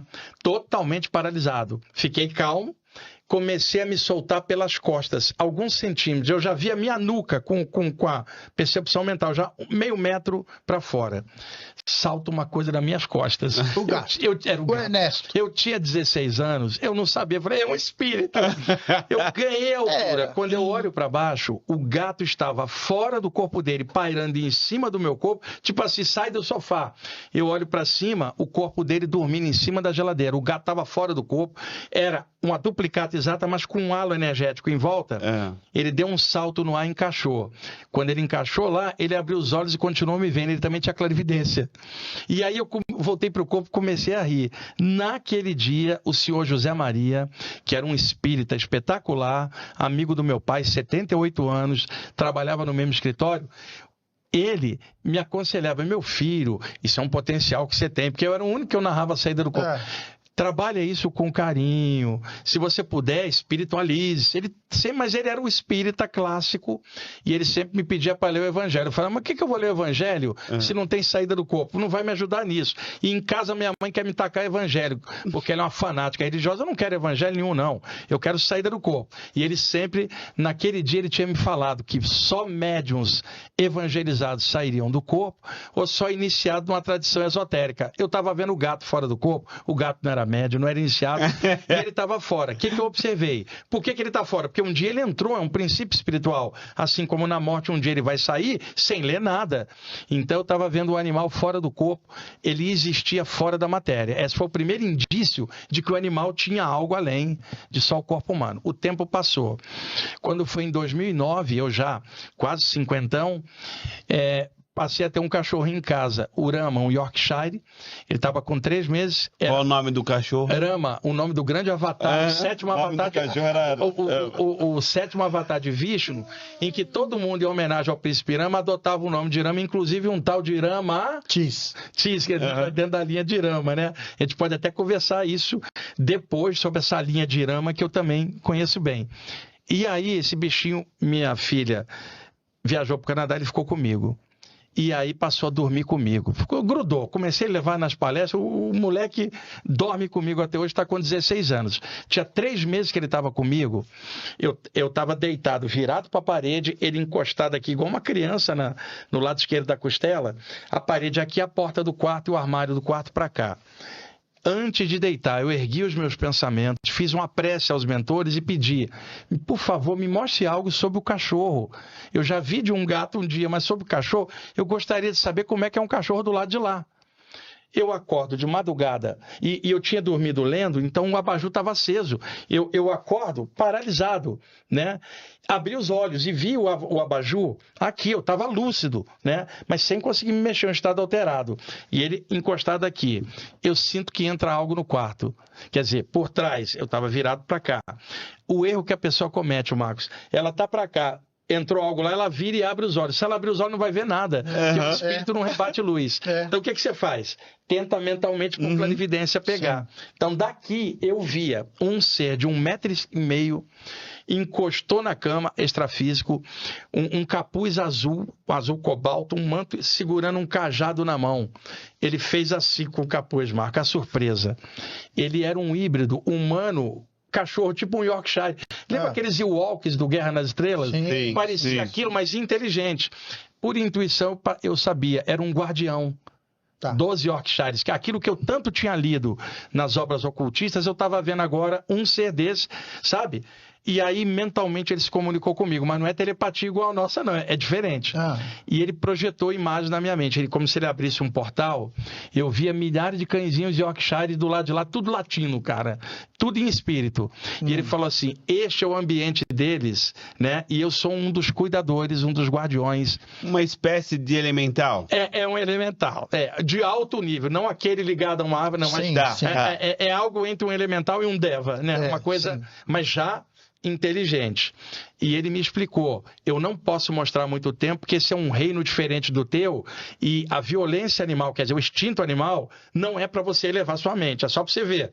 E ele fechou. Aí vem a grande explicação, Edelso. Mentalmente ele me falou, o animal na natureza, ele é presa ou é predador.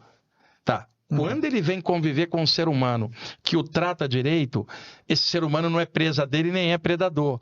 Então, ele explicou que nos animais, os chakras que funcionam é a base da coluna, que é instinto, gênito urinário para reprodução e umbilical para comida. Que daqui para cima não tem como ser humano outras características abertas. E eu não estou comparando, são reinos diferentes. Sim. Quando ele vem viver com o ser humano e é tratado com amor, o chakra cardiorrespiratório dele começa a desenvolver.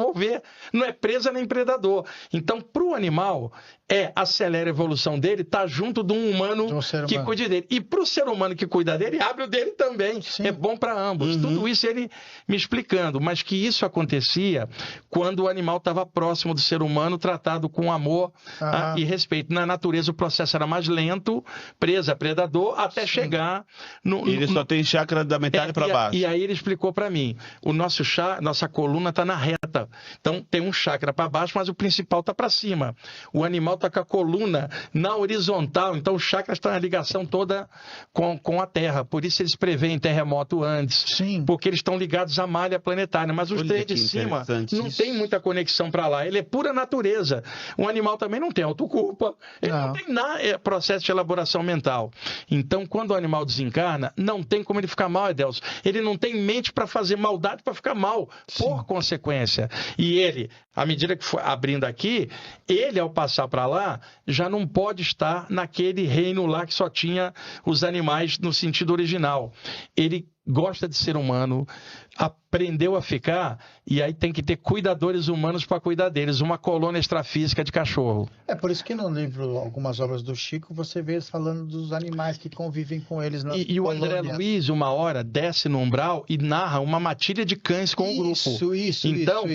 Do mesmo jeito que um policial pode treinar um cachorro para perseguir um meliante com droga, animais podem ser treinados por mentores para desmanchar carga pesada em ambiente pesado. E outra coisa, eu fui estudar xamanismo, os xamãs antigos aqui na América do Norte, alguns deles domavam pumas, aquele leão do deserto. E na África se domavam panteras. Então já havia essa conexão no xamanismo, a questão de animal de poder, de você ter uma saída do corpo e encontrar um animal de poder e agir com você. E aqui na área espírita, o André Luiz falou nisso e alguns autores espíritas também. Então, estava me mostrado que o animal tem os chakras iguais aos nossos, porque ele já tem emoção, um mamífero. Mas os de cima funcionam bem menos, e os três de baixo funcionam a toda. E que com a convivência com o humano, acaba acelerando o padrão dele. Quando o humano trata com carinho e amor, é bom para o humano, é bom para ele. Então tem lugar para eles do lado de lá. Você já ouviu falar da teoria dos homens tigre? Cara, não me lembro, Edelso. O Edgar Armond, ele faz um relato em uma das suas obras no livro Mediunidade, que isso acabou gerando muita polêmica, talvez porque realmente as pessoas não compreenderam o que ele estava falando. Onde ele diz o seguinte: em alguns lugares da África, alguns feiticeiros lá da Idade Média, o que eles faziam? Eles desdobravam e incorporavam em tigres, em animais, para percorrer longas caminhadas para ir lá e verificar o que está acontecendo em outro lugar. Ou seja, era uma forma de desdobramento onde você utiliza do animal. Você já ouviu falar disso? Sim, um animal como avatar. Sabe onde que eu vi isso? No autor Max Friedel Long, que morava no Hawaii e pesquisou os índios os Kahunas. E havia também isso, mas aí com a outra conotação. A pessoa saía do corpo, tá? E o animal de poder dela era um tigre, um felino. E ela fundia o corpo astral dela com o do felino para ir localizar algo à distância. Tá? Isso também é uma outra modalidade, mas é possível. Um animal, ele não tem mediunidade como a gente, mas ele tem sensibilidade anímica. Sim. O animal pode ter clarividência, como algo anímico, ele pode sentir uma carga pesada, Sim. ele olhar e ver um mentor ou sentir a ação de um malfeitor. Na verdade, eu queria sentir mais a energia, se é boa, se tá boa. Exato. Mas ele, dentro da capacidade dele, ele tem uma comunicação com o espiritual. Só que a comunicação dele é mais solta, anímica, Sim. e a nossa é de lá para cá, mediúnica. Então, por isso que Allan Kardec falou que os animais não tinham mediunidade enquanto não são humanos, mas eles têm sensibilidade anímica. Mas você sabe que nesse capítulo do Livro dos Médiuns, eu me debati muito em cima desse capítulo, porque assim, o Kardec não fecha a questão. Ele deixa uma interrogação no final, porque o Erasto fala para ele o seguinte: os animais não têm mediunidade. Aí o Kardec fala, não tem mediunidade como os humanos, mas há uma comunicação ali. Isso aí é fato. E na época também o Allan Kardec tinha como saber tudo, Lógico, né, cara? Claro, fez um trabalho gigantesco, sim. mas não tinha como fazer tudo. E tem outra coisa que os xamãs também falavam, que era o seguinte: um animal, por exemplo, ele não tem como passar uma comunicação para você, não tem um corpo mental para passar, mas o animal pode acoplar com você energeticamente. Eu tô aqui, meu cachorro está do lado, a aura dele está interpenetrada na minha. Uhum. Eu posso sentir ele, não que ele está me comunicando mentalmente, mas eu posso sentir a emoção dele e ele pode sentir a minha, um acoplamento áurico. Um animal desse grande, um tigre, uma pantera, um felino desse, pode vir treinado por um xamã extrafísico, um mentor, treinado. E aí esse mentor não consegue encaixar em você por uma questão, sei lá, a energia não está batendo, ele coloca o animal acoplado aqui e ele acopla no animal e passa a mensagem usando o animal para condensar. Não é mediunidade no sentido, é um acoplamento áurico. Isso tudo o xamanismo já falava há muito tempo dentro do contexto indígena. Então isso que ele falou, dentro da área xamânica também se fala, né? Viu, Adelson? Quando você fala xamã, você está falando aqui brasileiro ou americano? É que xamã é um termo que surgiu na Sibéria, no Tung siberiano.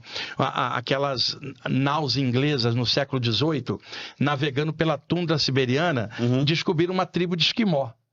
E aí, inteirando-se com a tribo de esquimó tinha um homem e uma mulher que era o elo de ligação com o grande espírito. O homem ou mulher da magia, o médium, né? E era chamado Samã no Tung siberiano, aquele que não perdeu a integração. Quando eles voltaram para a Inglaterra, o Samã virou xamã, com SH. E o conjunto das práticas xamânicas, xamanismo, com SH. Em português fica com X. Então ficou estabelecido na área da antropologia de que qualquer prática indígena no mundo inteiro seria chamada de xamanismo. Então você pega um aborígene australiano, pega um índio tupi-guarani, um índio maia na América Central, ou um Cheyenne na América do Norte, todos têm xamãs. Virou um termo, o xamã para nós aqui é o pajé, em tupi-guarani. Então daí essa expressão xamã seria alguém dentro do contexto nativo, um iniciado ou um médium, que tem a conexão com o mundo espiritual, incluindo os animais de poder também. Vamos para o nosso próximo merchan. Na Exilado 21 Filmes, acreditamos no poder das histórias que tocam a alma. Nossa missão é criar filmes e documentários que revelem a beleza e a profundidade das experiências espiritualistas. Exilado 21 Filmes, onde a espiritualidade encontra a arte. Muito bem, retornando aqui para o Exilado 21 Podcast, entrevista maravilhosa, um bate-papo gostoso aqui com Wagner Borges. Simplesmente Wagner Borges. E esse bate-papo aqui a gente levaria a hora, porque são tantos temas que a gente está pegando aqui. Nossa, é uma delícia. O mais legal é a gente viajar nesses temas assim. Espero que quem está assistindo possa... Não, o pessoal tá tirando coisa legal. E todo mundo, por favor, filtra tudo que a gente está falando aqui. Né? Só pega o que achar sensato, coerente. Ninguém tem verdade absoluta, não. Pessoal, é o seguinte, nós já vamos para o sorteio da semijoia, tá? A Alessandra Marques, lá da Equilibrium, vai fazer o sorteio lá pelo Instagram dela. Nós vamos ver quem foi que ganhou e ela vai mandar aqui pra gente. E depois a pessoa que ganhou vai entrar em contato com ela para poder receber o pingente da pimenta. Beleza? E o livro? O livro depois. Primeiro o da semijoia. Ok? Eduardo, tem mais perguntas aí? O pessoal tá... E o pessoal tá fazendo perguntas muito boas, viu, Adelso? Porque a gente tá aqui nesse bate-papo, às vezes você tem live que as pessoas perguntam coisinhas mais... eu senti isso, senti... É legal quando tá perguntando dos temas, porque permite pra gente aprofundar, né? A Silvana aqui, Wagner, tá te chamando de enciclopédia viva. Nada, que... Esse é. Pergunta da Gisele Veiga dos Santos. Isso, era a Gisele do Marcos, cara? Isso. É ela? Aproveita, viu? Olha, Gisele, depois nós vamos conversar, vou te contar umas histórias do passado. Não precisa, não. Isso não é relevante. Isso não é xamã. O time tá aumentando, viu? Vamos lá. Ó. De acordo com a experiência do Wagner, existe diferença entre passe, reiki e imposição de mãos, além de técnica? Boa pergunta. Todas as culturas, em algum momento, desenvolveram algum método de passagem de energia com as mãos. Ou com os chakras, né? Então, muitos nomes surgiram. Reiki, cura prânica, passe. Todas são expansão da energia de dentro para fora. Só que qual é o nome internacional que se usa? Século XVIII, o Mesmer, Franz Anton Mesmer, com a história do magnetismo animal, de você poder captar e passar. Ele criou a expressão passe, século XVIII. Como o sobrenome dele era Mesmer, ganhou o nome passe mesmérico, né?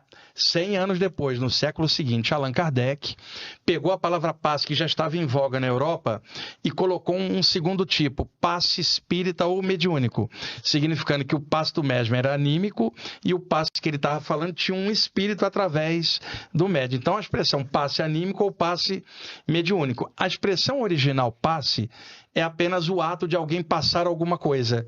Não significa que é da doutrina X ou Y. O Mesmer é um século antes do Espiritismo. Só que como o Espiritismo chegou ao Brasil e se tornou popular, a expressão passe, o leigo pensa que é uma expressão espírita. E como também é usada na Umbanda, o leigo pensa que é uma expressão da Umbanda. Mas a expressão surge um século antes do Espiritismo. Ela não tinha doutrina nenhuma. É o gesto de passar. Então, por exemplo, Marcos, a seleção brasileira, que está um horror, né? Nossa, a seleção brasileira, sei lá, o Vinícius Júnior dá um passe pro Rodrigo. Vinícius Júnior é espírita porque deu um passe. Você pega o teu passe de metrô e enfia o passe. Passista de escola de samba. E fazendo os passos, né? Então, o termo passe, ele é genérico para qualquer método de passagem de energia. Porém, com o surgimento de variações, os nomes foram surgindo. O Reiki, ele surge com o Mikao Usui, no Japão, que redescobre um material antigo do Tibete, que ele refaz agora a moda japonesa, Rei, da sabedoria, o amor universal, e o Ki, que é a expressão japonesa para energia. Então, o nome Reiki, ele é século XX. O termo passe é século XVIII. Um no Oriente, outro aqui. Showa Kokusui, filipino, viajou por todo o Oriente, criou um sistema chamado cura prânica. Prânica vem da expressão sânscrita prana, que é o sopro vital, energia. Então, tanto a cura prânica quanto o Reiki e se utiliza as mãos, um canalizando de lá, outro para cá, ainda é uma passagem de energia. Então, o termo passe, ele é internacional para qualquer método de passar energia, seja com chakra, seja com as mãos. Agora, olhando cada método, o Jorei japonês trabalha passando de um outro jeito, o Reiki com o jeito dele, a cura prânica com o seu jeito, o passe espírita ou de Umbanda, cada um, agora, todos estão passando o quê? Algo chamado energia. Então, passe é um termo que se aplica internacionalmente para passagem de energia. Só que se a pessoa não estudou para ver que quer o Mesmer, ela sempre vai achar que o método dela é diferente. Pode ser diferente na maneira de passar, mas está passando algo, o termo passe se aplica. Mas há diferença entre o anímico e o mediúnico? O anímico é quando a pessoa trabalha sozinha. O magnetismo, reiki, né? O magnetismo, o reiki é anímico, a cura prânica é anímica. O passe, na moda da Umbanda, ou do espiritismo, ou do espiritualismo, é o passe mediúnico. É mediúnico. Tem alguém passando através do médium. Pode ter os dois? Pode ter os dois, é o anímico mediúnico. Isso. Misturou os dois. Isso. Você está ali aplicando o teu passe, Marcos. Um mentor encosta e você não percebeu ele. Ele acoplou com você, duplicou a energia, mas você não... Aliás, você nem acredita que ele está lá. Quer dizer, não é só mais anímico, não é só mediúnico. Então você tem o anímico, o mediúnico e o anímico mediúnico. E o misto. É o misto. E o que eu sempre falo para todo mundo é que a pessoa se afinize com algum desses métodos, aprenda, passe uma energia boa, mas entenda, tem outras formas de passar energia em outras culturas e no fundo tudo é uma passagem de energia e não existe método superior ao outro. Existe um método que a pessoa gosta. O outro pode gostar de outro método e também passar. O importante é, passe uma energia legal, não importa o método. Ótimo. Muito bem, mais uma pergunta aí, Eduardo. Temos uma aqui do Fernando de Oliveira. O que o Wagner pensa da teoria de que a consciência se dividiria, a ponto de uma existência passada ser uma personalidade obsessora do próprio ser na encarnação atual? Tá, não acho isso não. Na apometria se fala muito isso, mas eu acho que interpretaram errado. Eu conheci o Lacerda, o cara que Sim. lá no Rio Grande do Sul formatou Casa esse Jardim, método todo. né? Foi o primeiro, aprendeu com o cubano, trouxe para cá. Porto-riquenho. Um porto-riquenho, desculpa. E depois surgiram vários outros autores com outras linhas de apometria. Então se fala muito de subpersonalidades do passado que pode influenciar. Mas não é que eu estou aqui e há uma encarnação paralela. Aquilo já foi. Eu sou aqui um somatório de tudo que eu já fui antes. Veja, eu estou aqui hoje com 63 anos. Quando eu tinha 15, era eu mesmo. Não é que eu estou encarnado aqui e estava encarnado com 15 ao mesmo tempo. Há uma progressão. Agora, algo dentro da gente pode ter subpersonalidades, coisas mal resolvidas lá atrás, tipo traumas, As bloqueios. camadas, né? Camadas que podem interagir me influenciando para coisas que eu Hoje. não tô... Hoje. Isso Hoje. sim, que não significa que eu estou lá e aqui. Estou sendo obsediado por uma... Eu estou sendo auto-obsediado, que seria o termo, e todo o meu passado está no meu campo de memória que eu não acesso com o cérebro. Como se fossem pequenos pedacinhos de mim com coisas mal resolvidas lá atrás. Eu brinco com meus alunos e falo assim, o Brasil tomou de 7-1 da Alemanha, né? Uma coisa terrível. Agora tomou 4-1 da Argentina. Nossa, da Argentina? Da Argentina. Argentina. Numa próxima vida, ô Marcos, eu sei lá, vou estar com 40 anos e falar assim, tem algo me prendendo no passado, algum trauma. Alguém vai fazer a regressão, era 7-1 da Alemanha e 4-1 da Argentina, eu traumatizado ainda com essa vergonha que a seleção fez. Então não é que eu estou vivendo ao mesmo tempo, são camadas de memória que refluem. E essas camadas de memória, elas podem ser extraídas energeticamente e acopladas num sensitivo para ele verter aquilo para fora. Vai parecer que é um outro eu do passado ali. Já tem vários autores de apometria explicando muito bem isso. Subpersonalidades.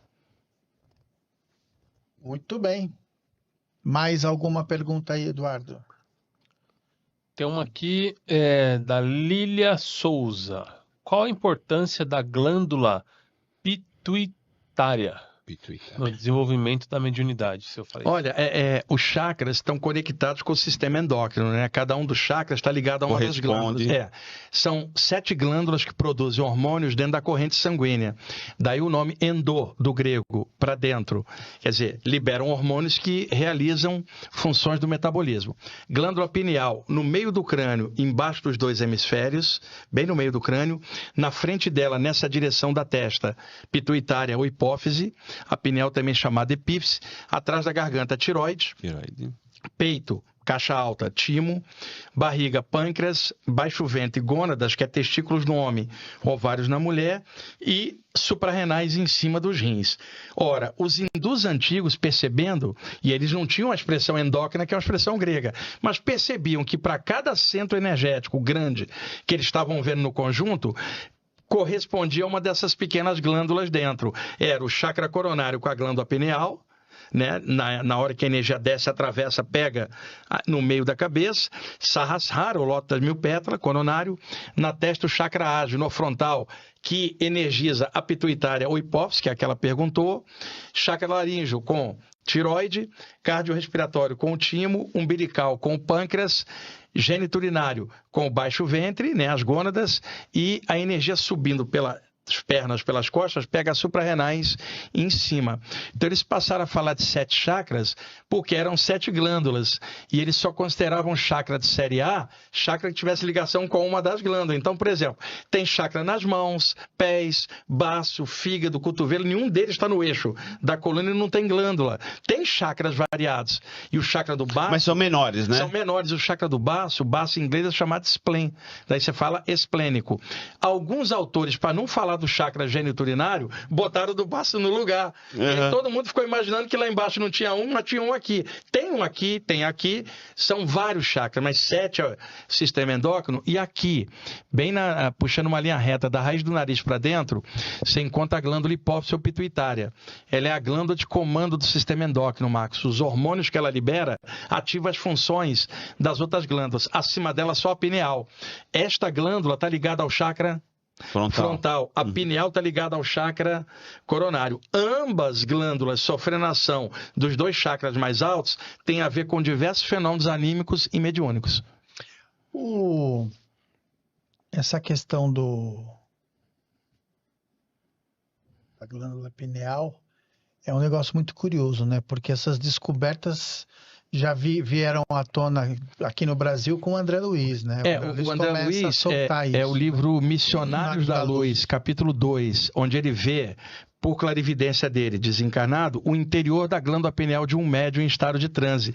Ele então chama ele de epífise. Isso aí é década de 40, cara. Ninguém falava. A própria medicina... Mas já tinha esse nome? Não, já tinha o nome glândula epífise ou pineal. Mas sabe o que se achava? Que era um órgão vestigial. Porque nos répteis a glândula pineal é grande. Então, pela evolução até chegar no mamífero, tamanho de um grão de ervilha na cabeça. Você achava que não funcionava. É a pineal ou a... Hipófise que eles falam. Não, qual das duas os cientistas falam, os médicos falam que depois de uma certa idade não funciona mais? É o timo aqui. É o timo, né? Se bem que a medicina também está reavaliando isso, né? O que acontece? A glândula pineal no meio do crânio, chakra coronário, e a hipófise aqui. Você sabe que na internet o pessoal trocou glândula e chakras? Não tem como errar. Puxa uma linha reta do meio do alto da cabeça, aqui, né? Vai dar na pineal no meio do crânio. Puxa uma linha reta aqui, vai dar na hipófise. Mas na internet trocaram um com o outro. O pessoal acha que é chakra frontal pineal, um monte de gente, e coronário hipófise. Não é. Acho que o erro é porque os 2 chakras da cabeça funcionam em conjunto. E ativa as duas em conjunto, parecendo que é uma coisa só. Aí eu acho que a interpretação ficou meio equivocada. Agora, curiosidade. Você sabe quem popularizou o nome da glândula pineal no Ocidente? René Descartes, no século XVII. É verdade. Foi ele que cunhou aquela frase. A glândula pineal é a sede da alma. Agora, coisa que eu descobri, René Descartes era Rosa Cruz. Dentro da Amor, que é a Rosa Cruz, eu tenho muitos amigos lá, já fiz muitas palestras em diversas lojas da Rosa Cruz. Tem uma série de livros sobre glândulas. Por que isso não vem a nível popular? É algo do consumo de estudantes. Então já se fala de glândula desde o Antigo Egito, mas não com o nome glândula. É que é uma escola de iniciação, né? Não se falava essas coisas em aberto. Então agora, com a internet, muita gente falando de pineal, só que eu acho um erro que o pessoal comete. Vamos ativar a pineal para desbloquear. Você tem que desativar o chakra coronário para energizar a pineal. Porque o argumento que eu vou dar para vocês agora não tem como sair. A glândula pineal faz parte do corpo. Quando você sair do corpo pela morte, a glândula pineal vira cadáver. Qual é o teu potencial do lado de lá? Exatamente. Ela é espiritual, não é físico. Exatamente. É o chakra, não é a glândula. Agora, funciona num conjunto. Então, eu acho ruim quando se fala da glândula sem botar o chakra na história. As pessoas imaginam o seguinte, né? Acha que se você fizer algum tipo de forçação, a pineal ela vai passar a vibrar para que a sua mediunidade se... Não é assim. Não é o chakra, é o processo energético que vai fazer ela vibrar. Não é do físico para a energia, da energia para o físico. Mais uma pergunta aí, senhor Eduardo Arsani. Pergunta do André Stamato. Já ouviu falar do fenômeno walking? Em que, teoricamente, uma troca de espíritos no mesmo corpo não se trata de possessão, mas de acordo entre espíritos, comumente antes de um deles encarnar. Isso é a mesma coisa do que o Lobsang É a Rampa? mesma coisa. O pessoal desconhece isso porque fica parecendo um troço em New Age ou falou. O Lobsang Rampa já falava isso. Falava isso, Deixa eu começar pelo Rampa para chegar. O Lobsang Rampa, surgiu a literatura dele na década de 1950 na Inglaterra. Eram livros que saíam de um suposto monge tibetano que tinha fugido da invasão chinesa e morava no interior da Inglaterra e agora estava revelando as coisas do Tibete, pelo lado espiritual. Então ele lança o livro Terceira Visão, se tornaria um best-seller internacional. Né? Depois, acho que são 21 livros, eu tenho quase todos. Um deles é o Você e a Eternidade, que tem várias partes de saídas do corpo, do capítulo 9 ao 12, nesse livro, Você e a Eternidade. Então, toda a imprensa inglesa queria entrevistar o tal monge, mas a editora, que faturava horrores com ele, não queria deixar. 1967, um repórter descobriu a história. Era um carteiro chamado Cyril Hoskins, que nunca tinha saído da Inglaterra, que usava o pseudônimo de Lobsang Rampa. Personagem. E de onde veio tudo isso, conhecimento dele? Que tá, eu tenho uma teoria que eu já vou explicar. Para fugir do escândalo, ele foi morar no Canadá e continuou publicando o livro. Qual foi a resposta dele? Ele era Lobsang Rampa e estava morrendo no Tibete. Cyril Hoskins era um carteiro que não queria mais viver. Eles se encontraram fora do corpo. E o Lobsang Rampa falou, deixa eu entrar no teu corpo, porque eu tenho muito o que viver para contar a cultura tibetana no Ocidente. Você quer morrer? Vai lá e morre no meu corpo. E teriam então trocado de corpos. É o caso do Walking mais conhecido. É década de 60. Você vê, o pessoal que fala hoje nisso não conhece a história do Lobsang Rampa. Eu nunca comprei essa ideia. Primeiro, como é que você vai emendar os cordões de prata? Sim. Outra, karmicamente, como é que fica a situação dos dois? Né, dentro das passagens de coisas que precisa para aprender alguma coisa. E tem toda uma estrutura já energética, exatamente, de corpo, espiritual, de corpo mesmo, aí, físico mesmo. O que eu acho do Lobsang Rampa? Duas possibilidades. Ele, Cyril Hoskins, teria sido um monge em outra vida. Sim, muito mais e ele trazia sensato. isso aqui, de alguma forma, verteu adaptando para a época dele. Segundo, e se Lobsang Rampa fosse um espírito que mediunizava, ele passava, ele não queria dizer que era mediúnico e criou o personagem. Também, porque muito o que bem ele fala ali também, como é que ele sabia sem ter saído da Inglaterra? Agora o melhor, o Luiz Pellegrini, que era o editor da revista Planeta na década de 70, dono da livraria Zipak, que era uma livraria muito grande, ele entrevistou alguns monges budistas do Tibete, com grande conhecimento. Lá ele citou o Lobsang Rampa. Os monges começaram a rir e falaram, você não lê Tio Patinhas lá? Nós lemos Lobsang Rampa aqui para divertir a gente. Quer dizer, não batia com o budismo tibetano. Então, me parece que é algo anterior, quando o Tibete ainda tinha muita coisa de magia, e aí sim, de fenômenos paranormais. Mas não ficou, o cara desencarnou e ficou essa história. Depois eu fui encontrar, isso também na área da ufologia, de que o humano tinha saído e um extraterrestre tinha entrado, um Alquim agora, tá. Cara, se um extraterrestre vier de outro lugar para fazer algo aqui, reencarna igual todo mundo. Tá? E os casos que eu conheci foram 2, em que as pessoas alegavam que eram extraterrestres, não era. Os 2 tinham um problema de esquizofrenia violenta. Isso eu estou dando o meu ângulo de visão com os casos que eu vi. Tá? Então eu acho que não tem. Eu estudo bem essa parte do cordão de prata, que é o elo entre o astral e o físico, que não é uma corda, é uma série de filamentos energéticos, uma rede, cara. Levou 9 meses para formar essa rede para te prender. Na hora de sair, tem que rasgar para poder te levar. E não é na hora também, né? Agora, acredito que algumas pessoas podem ter um processo de retrocognição e lembrar de uma vida em outro lugar, como é quando ela era um ET e misturar. É uma possibilidade. Segundo, mediunidade. Tem um ET acoplado com ela. E aí todo mundo acha que o cara está ali o tempo inteiro e a pessoa absorve isso. É o que eu acho, pelos casos que eu vi.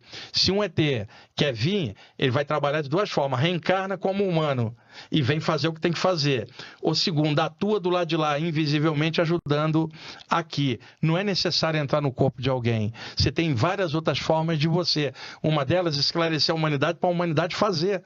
Não precisa sair. Agora, Marcos, Terrestre é só o corpo de todos nós. Porque Extra, todo mundo é. A gente é lá. Exatamente. Então, nós somos extraterrestres na base, só o corpo é terrestre. Então, no fundo, se alguém acha que tem um ET no lugar, observa a ação da pessoa. As pessoas que diziam que tinha um ET entrado, elas não tinham mudado a personalidade e outra, não tinha mudado o nível da ação, elas continuavam com os mesmos defeitos de sempre. Então, dá uma olhada nisso. Agora, de repente, a pessoa mudou, expandiu tudo e funciona de uma outra forma, você vai ter que ver o que é. Pode até ser uma influência de fora. Agora, alguém entrar, eu particularmente não acho. Eu sempre achei essa teoria muito complicada de aceitar. E conversando com a maioria dos médios que eu conheço muita gente, ninguém compra essa ideia. E na ufologia, quando se trata disso sem o viés espiritual. A ufologia mais clássica pode admitir um cara de lá entrar no de cá. Mas, cara, todos nós somos extraterrestres, só o corpo é daqui. Isso é verdadíssimo. Eduardo Arsani? Mas, bom, comentar aqui. Já sonhei 2 vezes com meu namorado que faleceu há um mês. Pode ser real ou não deu tempo dele fazer esse contato? Não dá para saber, porque sem ver e tal, mas é possível que seja sonho, o desejo da pessoa encontrar com outra. Agora, nada é impossível, cara. Ela pode estar encontrando com ele, um dia após a morte pode haver um contato. Agora, como o cara vai estar, é outra história. E na hora que ela volta, o cérebro mistura, parece um sonho. Não dá para saber. Tem aquela história do Chico, né? Que um mentor queria falar alguma coisa para ele, ele não queria ouvir, ele fugia no sonho. Quando ele acordou, ele lembrava que ele era um bandido e tinha 2 policiais correndo atrás dele. O cérebro dele editou a fita. Decodificou de uma outra maneira, então... É isso. Agora, pode até ser que ela esteja encontrando, ou pode ser um sonho. Não tem como saber daqui sem ver ela energeticamente. É possível qualquer coisa. Antes da gente entrar no outro assunto, eu preciso chamar o próximo merchan e depois o nome do sorteado do pingente. Vamos lá? Isso eu posso ir ali no banheiro um instantinho? Claro. Eu tomei muita água aqui, vim tomando água também vindo para cá. Vamos lá. Bem-vindo ao Ateliê Equilibrium, um espaço onde a natureza se transforma em arte. Aqui, cada peça é confeccionada à mão. Com carinho e dedicação, utilizamos fragmentos do mundo natural, como pedrarias, flores, grãos, folhas, lascas de madeira e muito mais.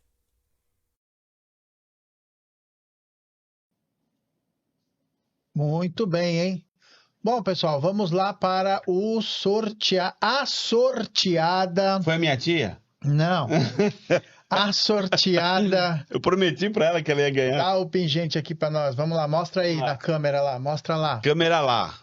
Isso. A sorteada do pingente de pimenta da Equilibrium Semijoias, da Alessandra Marques. É a Débora Brenek. Uhul! Olha aí, hein, Débora? Quem diria, hein? Nossa companheira aí de muita jornada. Marmelada. O pessoal falando, olha a marmelada aí, hein? Olha a marmelada aí, hein? Não é não, gente. Nós instalamos aí um sorteador e saiu a Débora Brenek como sorteada do pingente. Já a gente vai falar de quem ganhou o livro O Sublime Peregrino de Ramatiz. O livro é lindo, cara, um dos melhores. É bonito mesmo. Vamos lá. Em os 2 sentidos, né? O que você ia falar? O assunto do momento, que é... Eu sei que você já teve algumas experiências nesse sentido, com relação a extraterrestre. Tá. Né? Então, hoje, tá borbulhando, tá fervilhando, coisa tá que tá. Estamos mesmo com essa, entre aspas, invasão? Olha, eu acho que sempre teve, é que hoje a capacidade nossa de percepção aumentou, né? Com celular, um monte de coisa para tirar foto, ficou um campo de avistamento maior, que eu acho que sempre teve, né? Desde a antiguidade. E o que tem de autoridade agora vindo a público, também, revelando e falando? É só a gente separar os mitos e fakes, que tem um monte também, né? Mas no bojo disso tudo tem algo muito real acontecendo já há tempos. E por que você acha que agora essa coisa está um pouco mais...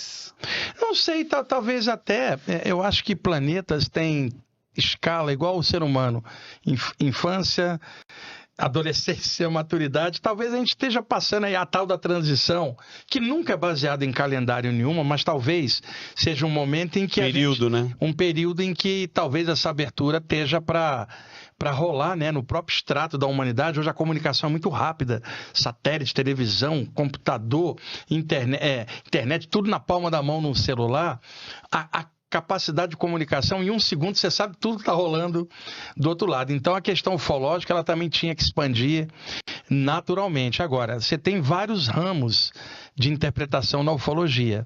Aquela ufologia mais clássica, somente no material. A chamada ufologia psíquica, em que pessoas admitem contatos outros, não somente físicos, seja por telepatia, clarividência, saídas do corpo. Marcos, se o ser humano da Terra sai do corpo, por que povos das estrelas também não pode sair? De repente, você sai... a ligação com... a nossa ligação corpórea é muito mais densa do que a de muitas outras espécies, então, que é muito mais fácil, né? É quando a gente vai para o mais sutil lá fora, aí o contato acontece muito mais lá do que aqui, mas é um contato em outro plano, né? Quando esse contato acontecer aqui, o impacto psicológico da humanidade vai ser enorme, cara. Porque, veja, imagina povos de fora olhando, guerra na Ucrânia, pô, cara, toda a confusão aí econômica mundial do momento, sabe? Guerra lá no Oriente Médio. E aí, todo mundo percebendo que está sendo visto, talvez os governantes tenham uma vergonha enorme de promover mais conflito, miséria, essas coisas todas, mazelas da humanidade, talvez vista de fora, deu impacto para a gente melhorar. Eu não acho que os ETs vêm para melhorar a gente vai precisar resolver, mas acho que apenas a comprovação dá um impacto de que nós não estamos sozinhos no universo, dá um impacto enorme. Algum tipo de ajuda ou assistência você não acha que ocorra? Mas já está ocorrendo extrafisicamente, é o que eu acho, pelo que eu pude ver. Agora aqui, a maior parte da humanidade tem muito medo do desconhecido ainda. Então, para que uma ajuda venha mais ostensiva, ela tem que ser gradativa, para ir acostumando. Porque a gente que estuda esses temas, poxa, a gente está torcendo que seja hoje, mas a maior parte da humanidade não, cara. Dá uma olhada nas religiões em geral, as culturas, os condicionamentos. Ou mesmo as pessoas que não têm religião nenhuma, mas não estão nem aí para a hora da paçoca. Então, desce um disco voador ali, vão fazer a religião dos ETs, em vez de aprender com os caras. O outro vai dizer que o ET é do diabo. E aí, você vai ter a humanidade, não tem a maturidade nem para conviver com gente de cor de pele diferente, ou de esporte diferente, ou política diferente, vai conviver com alguém que vem de fora, totalmente diferente. Então, isso também demanda não só vontade de quem está lá ajudar, mas a vontade da gente também de se abrir. E isso leva tempo. Você conhece a Mônica de Medeiros? Sim. Né?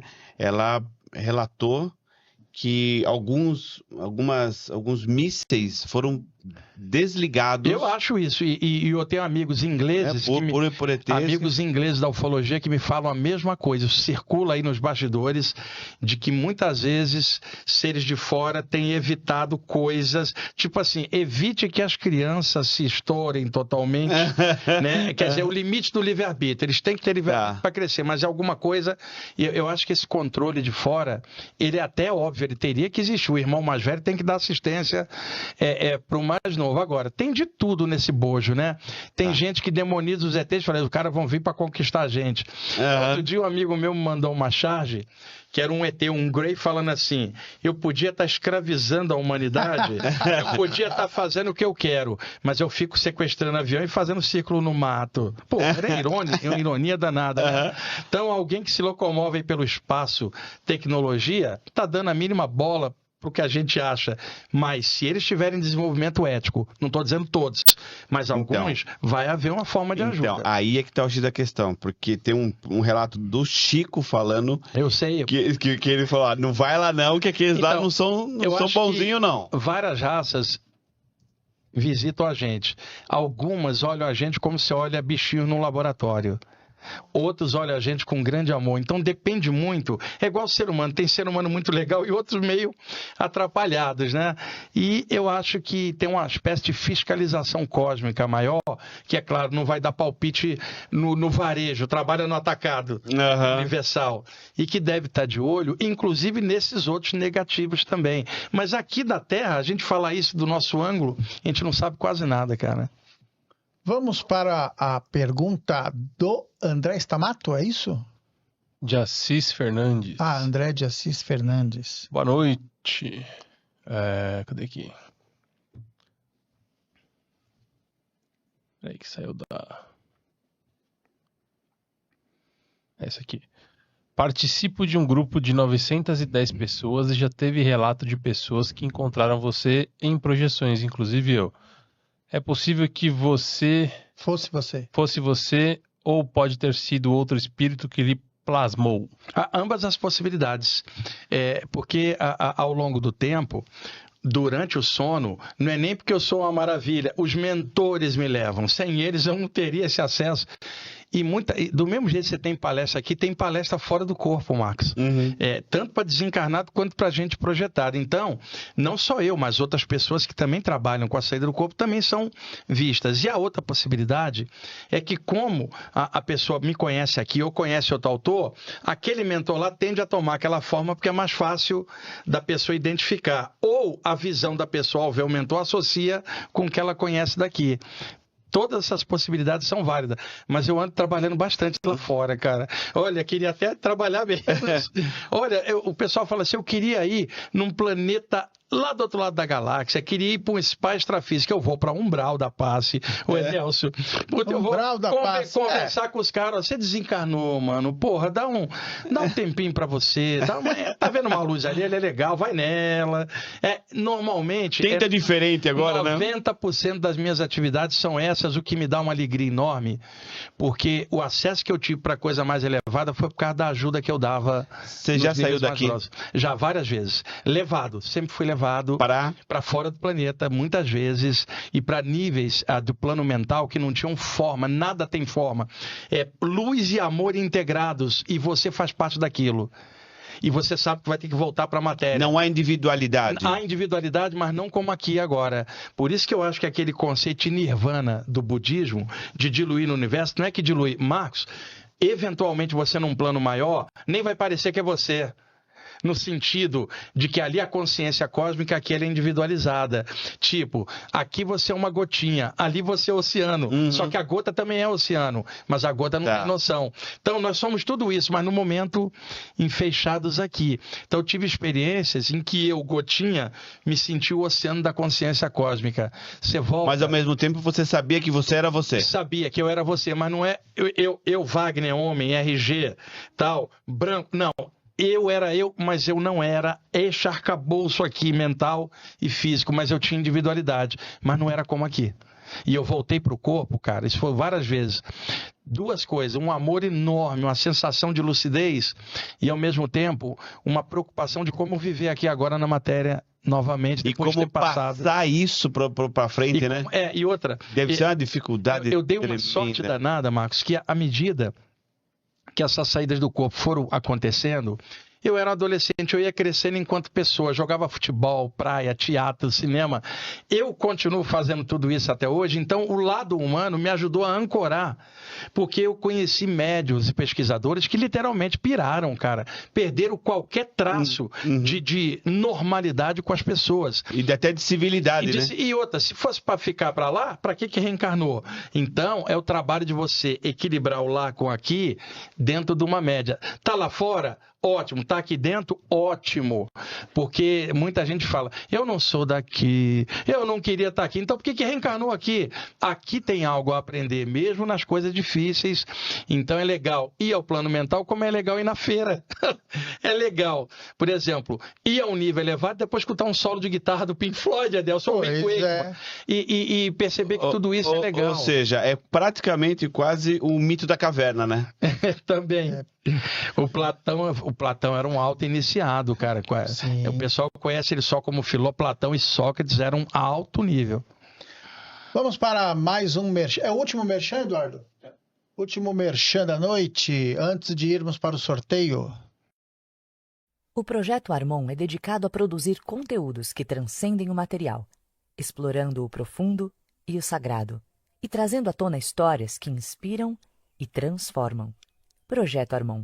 Espiritualidade em livro e audiovisual.